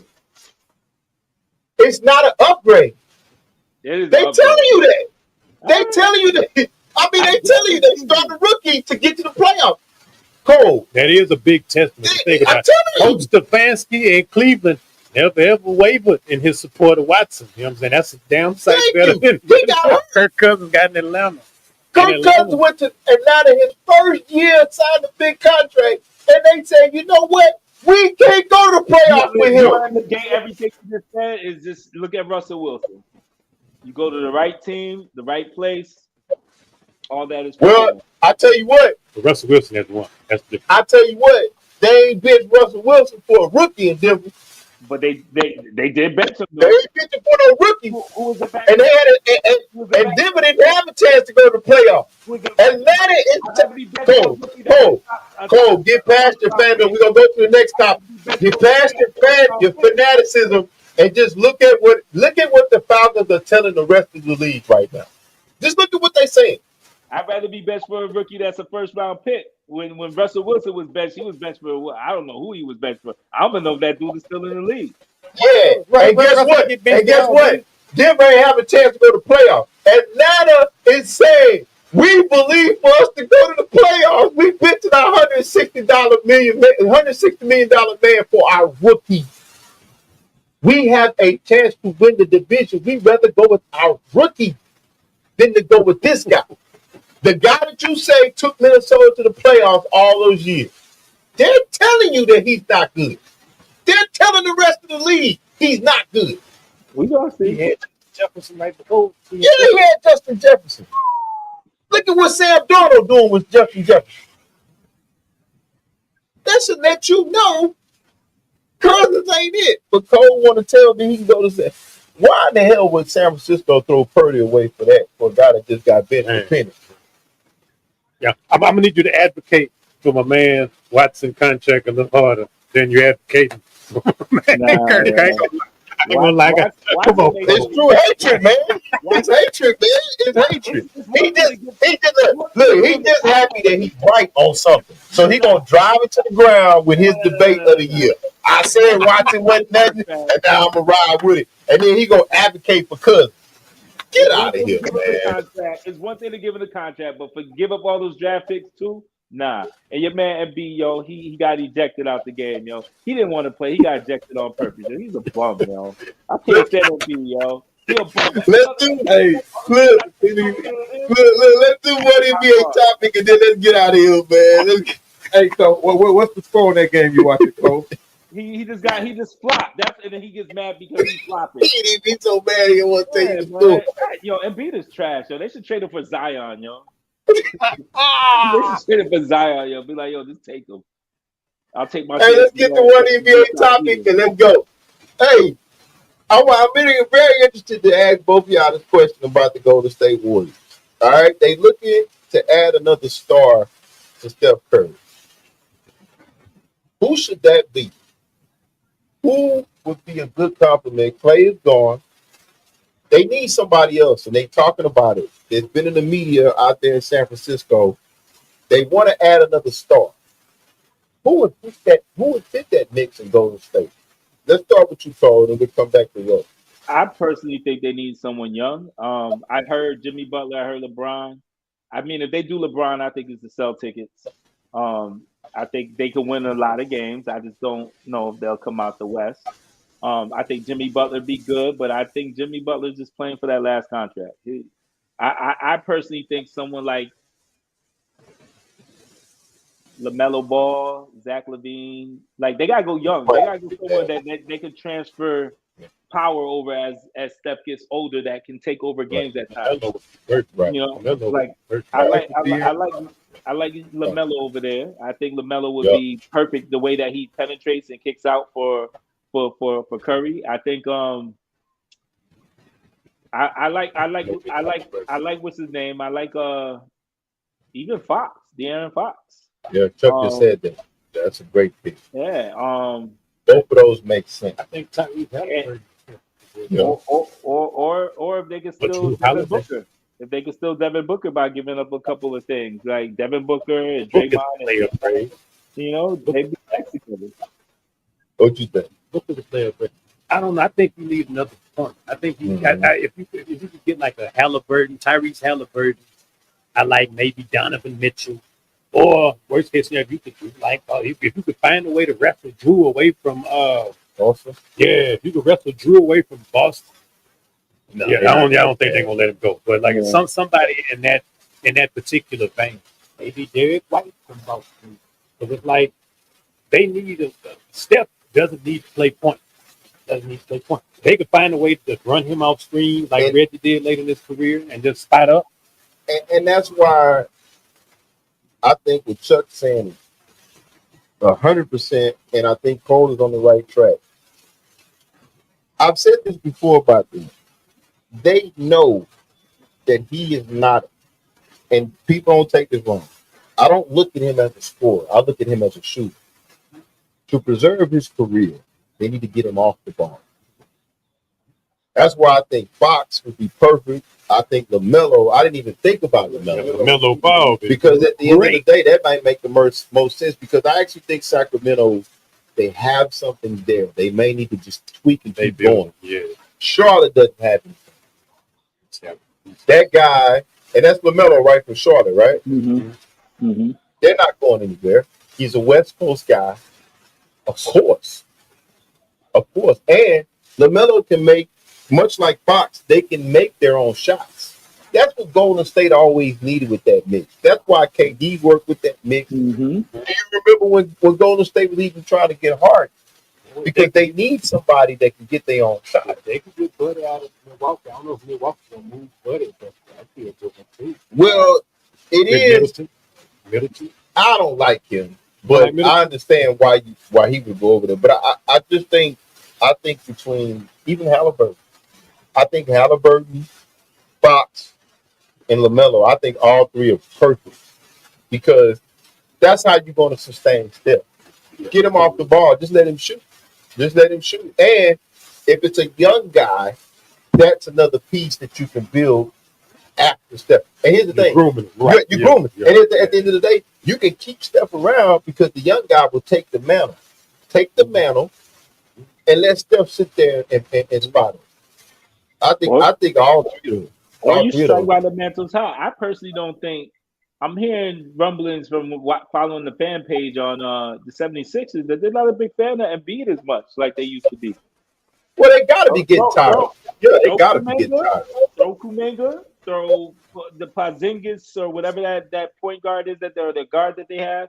Some couple of draft picks. Yeah, and that Jackson kid Trace, whatever it is, and take a chance and see if Philly is willing to take five, 6 young players.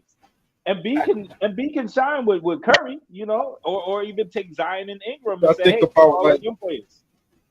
But they England. gotta think about the future. Like I think the issue with the Yep. NBA where a lot of these teams go wrong is that they Yeah. hold on to some of these players too long. Like Right. Lakers got to do something quicker. They're gonna be looking like Yeah. the Knicks for like the next 10 years, where no one's gonna come to them to rebuild the team. I'll tell you what, Chuck, to your idea, Chuck said something that makes sense. If Golden State can pull off one of those guys we talking about with the Ingram, that's a complete reboot, and that looks good. That's a wrap. That looks good. I like that because he can get his own shot. Anything, I think if you Golden State, you say to yourself, how much longer do we think Steph has? If he can take a reduced role and just shooting, right. I think Ingram, I think any of those guys that we mentioned, I think Steph is welcome. And I think it would be great for Golden State because you have to start looking past this dynasty is getting ready, this regime is getting ready to close out. So you know, and so you have to, but you got a guy that can still sell seats, you got a guy that can still shoot at a high level. But how long you gonna keep running them off the screen? Why don't you do like what Dallas is doing with Clay? Just sit in the corner. We're gonna sit you on Luka's right side. We can sit you on either hand with Kyrie. And just sit over there and make three. You don't need to run off screens. Just sit in the corner. You know what's interesting? Right. Hey, Luka loves to pass with his right hand. Just sit right there. Because they're gonna have to look. And you just sit in that corner and you make them shots. You know what's interesting though? Is the fact that this might be the first time in 3 decades where the NBA might not have a star to build around. Like we had Jordan, we had Kobe, we had Magic, we had LeBron. But after LeBron leaves and Curry leaves, there's nobody that's really like, hey, I want to see the NBA. You know? Well, like, they want Edwards to take that spot. They want the kid. They want what's the name to take it? The dude that's in Utah. I mean, not in Utah, Cleveland. The one that went from Utah. Donovan. They want him to take it. They want Bronson to take it, but Bronson needs a few more seasons. I thought they wanted Tate. Yeah, but he's not living up to it. He should.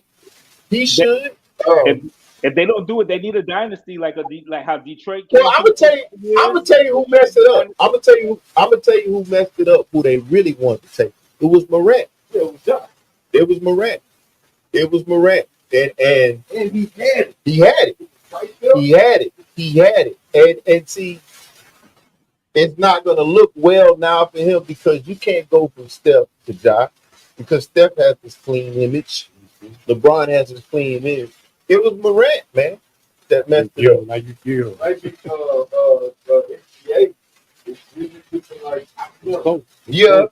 he's close, but he's not polarizing like they want him to be. The problem is, that's what I'm saying. That's that OKC problem. They need to get him out into a big market to do what he's doing. Yeah, they don't want it in a small market. Didn't he play for the Clippers at first? Nah, he didn't play for the Clippers. He got traded. That's right. He did. Now, I think it was. Now, they also want what's the thing to do it. He could do it, but they also want Wemby. They want Wemby to do it because of his size, but he has no personality. But see, the more they talk to Ant put his foot in my mouth, talking bad. Right. They want. It's easy to sell with Wemby, but he's in San Antonio. You can't. Even with Duncan, that's the problem they had with Duncan. He wasn't polarized. He was good, but he was boring. You feel me? That's why you think of Kobe. You don't think of Kobe and timid. Right. Yeah. Right. Very efficient 5, like a dominant 5. It's like really surprised, like, oh, really? That guy. All right, let's get one more topic, then shout out as we get out of here. All right, I gotta break this up because y'all know I'm a big boxing fan, but let's talk about Usyk. Usyk defeats Fury in a rematch. Unanimous decision to retain. And he didn't go for undisputed again. He got stripped of the IBF. Daniel Dubois has that. But he retained his WBC, WBA, and WBO. Very durable fight. I caught snippets of it. Usyk Unanimous decision, 116 to 112 by all four judges. Now, my question to you guys is this. Should he now be included as far as one of the heavyweight weights? He beat Anthony Joshua twice. He Nah, took down Fury it is hard. twice. Well, here's the thing. Here's the thing, Cole. Here's the thing. And I get on you about this all the time. He's undefeated. He's undisputed. He's reached the highest. Here's the thing. He's undisputed in two weight classes, cruiserweight and heavyweight. It's hard. Like, it's even hard not to put him pound for pound number one, because you got him undisputed, two weight classes, undefeated. He went from cruiserweight to heavyweight. You got Crawford, who did the same thing at super lightweight, 140 to 147. And then you got Inu, who done it in two degrees. Usyk, I think he has to be in that conversation because he's reached the highest mountain, and he's not really a full heavyweight. I mean, as controversial as his last fight was with Fury, some people say Fury won his fight. He beat Joshua, who everybody thought at the time was the best heavyweight, twice. He beat Fury twice. Mm-hmm. And both of those two guys, Fury was the baddest man on the planet at one time. Beat was the only person to get up from Deontay Wilder's punch. Nobody thought anybody could beat Fury at one time. He undisputed, Cole. He's undefeated. He watched Wilder. Exactly. No, I think stat wise and everything. And I watched the fight. It was a great fight. And Wilder too. I've been hearing rumors that he's been using some type of gloves that give him an extra extension. The way I've been hearing a lot of rumors about stuff like that. But I will say, it's just hard for me to judge the heavyweight division coming from the age of watching boxing with my grandfather in the 80s and 90s and so forth, man. Like, but that's what I'm saying. All time great. You know? I used to do the same thing with Lennox Lewis, but it's not Lennox's fault that the heavyweight division was weak. It's not Usyk's fault. It's not Usyk's fault.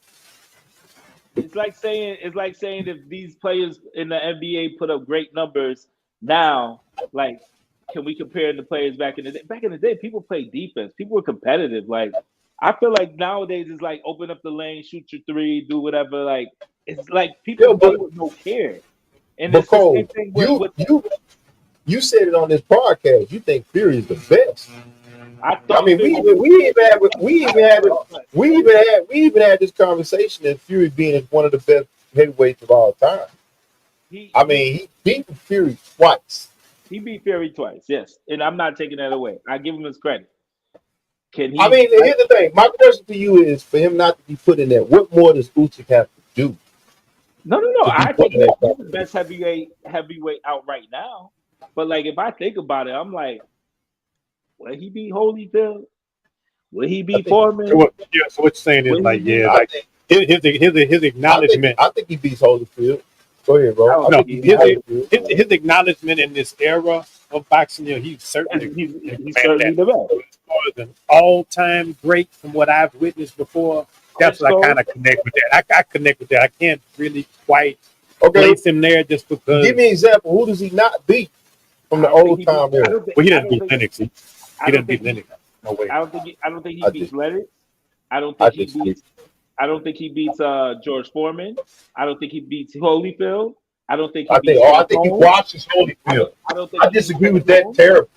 I think he watches Holyfield. Holyfield was a man. Yeah, but that's the point. Holyfield, like him, was a cruiserweight. He didn't have the success at heavyweight that Usyk had. Holyfield got beat a bunch of times. I don't think. No. No. Like, Usyk moves great. I mean, skill wise, it's not that many people better. You know who he reminds me of? He reminds me of Tommy Morrison or something like that. Yeah, a little more technically sound. Maybe a little bit more technically sound. Maybe the problem with us, our age, we just love the 80s and 90s. That's just the problem. Like, we just love the 80s and 90s. We do. All right, listen. I don't think nobody could beat the 80s 49ers. Even though New England probably could. But I'm right. That's why I asked y'all this. Because he would destroy Holyfield. You know what? Yeah, we can't get a unanimous on this because it's like I agree with both of you, like in that particular regard. Not necessarily about holding, but just as far as he occupies the area. His success is irrefutable. He don't beat Ali. I agree with that. I don't think he beats George Foreman. I don't think he beats Kenneth Holmes. Who is Kenneth Holmes? Larry Holmes. Larry Holmes. I'm sorry. I'm thinking. Yeah, sorry. You talking Kenny Norton? Yeah. Or Kenny Norton? Kenny Norton. I think he beats Ken Norton. You see, it's the errors to me. Because, like I said, you take him, throw him back in that area. Because you throw Fury in that era when we had the golden age of heavyweights like that. It just doesn't match up with even at 6'9" with all this size and all this power. My question to you is, who does he not beat him in there? He go down to that. He don't beat none of them boys. He's 6'9" without him. We just love our era, Tyson Fury. I'm not talking about Usyk. I'm talking about Tyson Fury. Because Tyson Fury got them shenanigans surrounding his Tyson Fury. Who does he not beat from the golden era? But see, I have problems with a 6'9", 340-pound man that trying to be a slick box. Yeah. But he's not That's slick. What made him great. He kind of oafish and slow. It's kind of funny. I don't know. What's his name could fight him and would have beat him. I think Klitschko would have beat him. He beat Klitschko. What are you talking about? The watch Klitschko. I'm talking about. That's how he got the belt. He beat Klitschko. What are we talking about? But that was a watch, Vladimir. But he beat him. What you want him to do? He beat him. That's like someone beating Canelo right now. Ain't nobody done it till they do it. It remained to be. What are we talking about? He beat Klitschko. I feel you, Cole. Even if Crawford beats my man Canelo right now, and I love Crawford, people still gonna say, "Oh, he got the end of Canelo at the end of Canelo's watch." Yeah, that's true. But why do you say that when that's what started Tyson Fury run? He was the only person that could take the belt from Klitschko. He beat Klitschko. Well, but if it don't make sense, whether he walked or not, he beat him. We'll go with the other brother. We'll go with Vitali. When Vitali fought Lennox and had that class back, he wouldn't see that particular Klitschko very well in that era, in that time period. We could rewind time, put him in there at his peak of his powers, and then at that it was kind of at Vitali's peak then. We don't even talk about Vlad, because Vlad ain't never had no chin. You know what I'm saying? But Vitali was a warrior in there at a certain point, and it's like he gave boys all they could have. He had a 10-year reign in the heavyweight division. You talking Vlad? Whatever the Klitschko he beat, Fury ended that. Yeah. That's how he became champion. Yeah. So he beat Klitschko. But see, my man was in the politics. This shit Putin just got to pop off. I'll tell you what. We're going to make excuses then. I'm going to do this for Cole because y'all making excuses. I'm going to do this for Cole then. If we're going to say that, then I'm going to say a prime 4, it wouldn't be the prime Pacquiao. If we're going to do it. I'm going to say he fought Pacquiao after. That's what I'm going to say. I can get on board with that. I say that then. I think Pacquiao could have beat Florida in his prime. We're going to do that. I can get on board with that. Okay. You think he would have beat Michael Moore? Yes. You think he would have beat who's another one? Was it Reddick? No, Ruddick or something like that? It was Ruddick. Yes, because here's the thing. Morrison? Yes, because here's the thing. What people don't want to accept about Usyk is he's a tremendous. He's a Lomachenko in the heavyweight division. That's why he's able to. I will say he's in shape. He was throwing punches. He's in shape, and that's what I'm saying. For him to be like he knocked down Tyson Fury.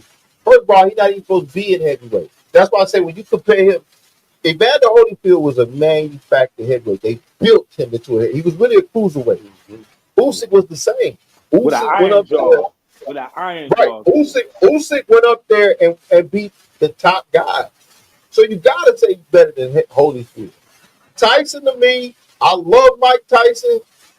Tyson to me was an overrated heavyweight because when he actually fought somebody who wasn't scared of him, he got his ass whooped. He knew how to control. Right, and knew how to box. He got his ass whooped. Now I love Mike Tyson. He's an icon, one of the best boxers of all time. But when he fought somebody that wasn't scared of, he got his ass whooped. Take the intimidation. Right, he got his ass whooped. I mean, and that's why I say Tyson. The appeal of Tyson and the marketability behind Tyson was great. But when he got in there, most of the time people lost to Tyson because they were just scared when they got in there. But when he fought somebody like Holyfield or somebody who was scared, he got his ass whooped. I'll take the Usyk over Tyson. Who's Huh? gonna fight next? Isn't there some black dude that's supposed to be mad nice right There's now? nobody else to fight. He can fight Dubois. He beat Dubois. Dubois got that IBF from Joshua. Oh, that's long ago. So Usyk had already undisputed. They stripped him of that IBF. That dude's Dubois. undefeated, so that beat Joshua, right? He's undefeated. No. He lost to Usyk. Oh, He won a rematch. Usyk beat him too. And where is Ike Beabuchi? Where is he? That's a good point. That be the matchup, man. We wouldn't even talking about none of these guys. Making a Resident, fan. hey, Ike Beabuchi. Listen, y'all gotta listen. I never like Usyk, but I'm gonna give him respect. Larro taking me to Mike Tyson punch out. Next thing you know, you're gonna be saying Glass Joe can beat Usyk. See, shout out to Mike Tyson punch out, man. Let's get to these shout outs. Ro for the start. He's for the start flipping on me. What's my man that jumped over the car? Ro gonna start saying that. Yeah, he can be my man that got mad and jumped over the car with the tight white pants. Ro for the pull it out on me, man. I want before we go to Soda Pop and Pisky and Ball Bull and Glass Joe. Let's get to these shots. The rope for the dude. We both said about the Bucci. I don't even want to get. He's gonna go into a whole nother archive. Rope for to take us to Mike Tyson punch out. You got to dig through the phrase plan. Yeah, man. Y'all better start giving Usyk respect, man. The man. Yeah, man. But anyway, shout out to Las Vegas eighth star Audra Wilson for the three-time WNBA MVP and two-time league champion, and signing a 6-year contract extension with Nike, one of the richest shoe deals for a women's basketball player. Shout out to my man DJ Samore. We're gonna have him back on the show. Professional fighter. Just before you got here, Ro, we had him on the show. He's with Top Rank. He just secured his 15th victory just a couple of weeks ago. He knocked. It was the rematch of Espinoza and Robisi. It was on Top Rank ESPN, and he knocked dude out. Still undefeated. Shout out DJ. DJ. Then he told me to get him back on the show when I get ready. So I'm gonna get him back in soon. But shout out to him for still staying undefeated. Shout out to De'Aaron Fox, Houston native, for being the NBA leader in the month of November. Even though we late in points with 468 and field goals 169. Shout out to De'Aaron Fox representing A-Style. Shout out to James Harden for being the first player in NBA history to score 40 plus points on 5 different teams. Shout out to I mean, my man, he's durable. Might not like the way he played, but he's durable. Shout out to Hall of Fame basketball players and cousins, Tracy Brady and Vince Carter, who have been announced as 2 of the newest 10 minority owners of the NFL's Buffalo Bills. Shout out to them guys for getting their money. And rest in peace, man, to Ricky Henderson, 10-time All-Star, 2-time World Series champion, all-time stolen base leader, all-time run scored leader, 1990 American League MVP, 3-time Silver Slugger, first ballot Hall of Fame he just passed. I believe it was last Saturday. Shout out to him. Shout out to my man Mike Vick for being hired as Norfolk State next buddy coach. But is he gonna be willing to get in there with like Coach Prime with them having no showers, getting them, not having you got to do it your own way. But the blueprint is there. The blueprint is there. There you go. You can make you some tweaks. Yeah. You got to put in some work. Right. Yeah. Yeah. You can do it. Yeah. You can do it. Yeah. You can do it. You can do it your own. You can carve out your own path. Next in line. Cole, you got any shout outs before we get the roll? I got 3 shout outs, man. The first one go to you guys, man. Happy holidays, man. I love doing the show with you guys. Yo. Much love from New York. My next shout out goes to my favorite quarterback in the NFL, Jaden Daniels, man. I freaking love that kid, man. That kid is special, man. That kid is the next Michael Vick or something, but a little bit better passer. And shout out to my Knicks as always. Shout out to Orange and Blue, period. Yo, we doing our thing. Look at Soto getting the largest contract in MLB history. Wild. You know, That's like wild. Yeah. we doing our thing in New York. It's gonna be a special year, man. We might take it in every sport, man. Buffalo Bills, New York Knicks, and freaking the Mets, man. Hey, do you think Josh deserved that MVP? I think he does.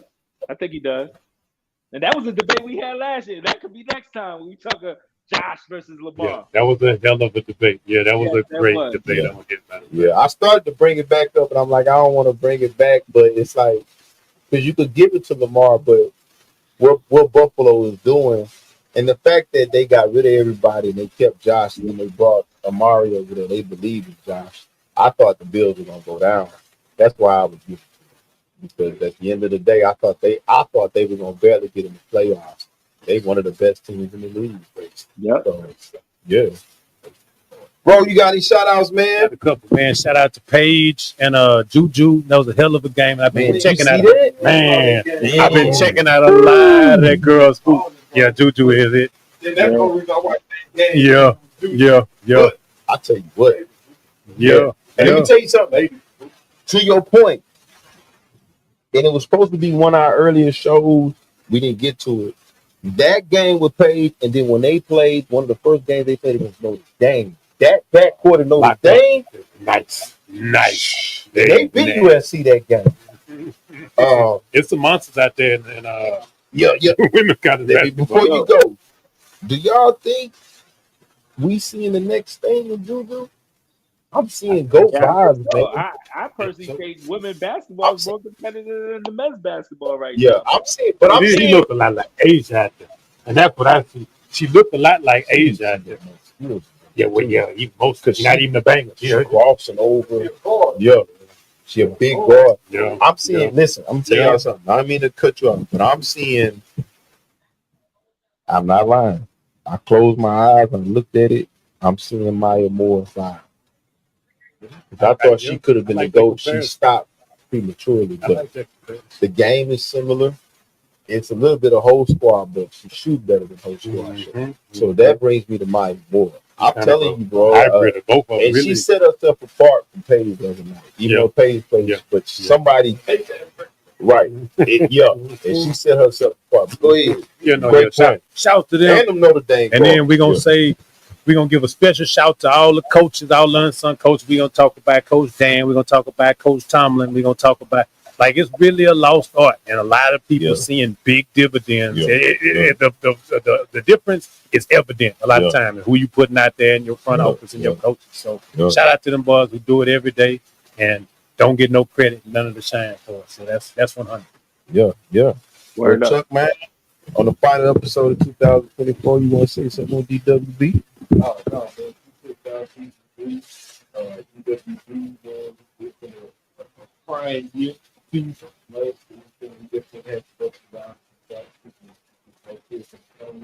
But we're looking for Prospect 2025, new studio location, new sponsors coming in, South Underdog, and about to move over to Prospect. The communication. So looking forward to season 4. That's right, man. Like you said, like the man said, season 4, we here. We got some new projects. I'm gonna echo what he said. New projects coming to Mo Serious. Check us out on MoSerious.com. We appreciate everybody who's been supporting not only DWB, but again, the entire Mo Serious. We are moving to bigger and better things. New studios, new sponsors. And we are going to keep moving in 2025. We got some great discussions coming up about coaches, about Division I things, about the whole changing of schools things. We got some panels coming up. We're thinking about a Notre Dame panel. Shout out to my Notre Dame boys and all the guests that came on here. But we are moving into 2025. We wishing everybody a Merry Christmas, a Happy Hanukkah, Happy Kwanzaa, and a Happy New Year. And this is Debate with Bake Season 3, signing off episode 10. Make sure you hit the like and subscribe. Make sure you go on Mo Serious and check out the merch and check out our other shows as well as our other projects. We're moving into 2025, and thank you very much. We are out. Appreciate you. Appreciate the chat. Peace. Peace.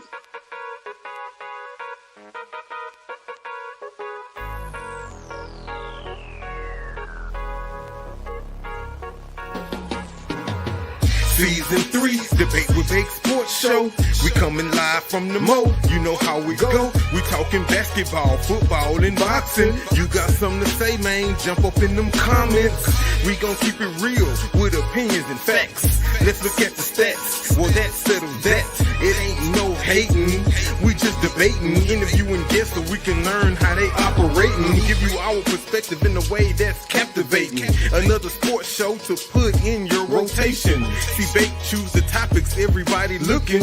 Larro got the commentary and he keep it cooking. Cold with the game, he coming live from Brooklyn. You know, it's the most serious production. We giving game free, so tap in and see. Season 3, DWB, MSC.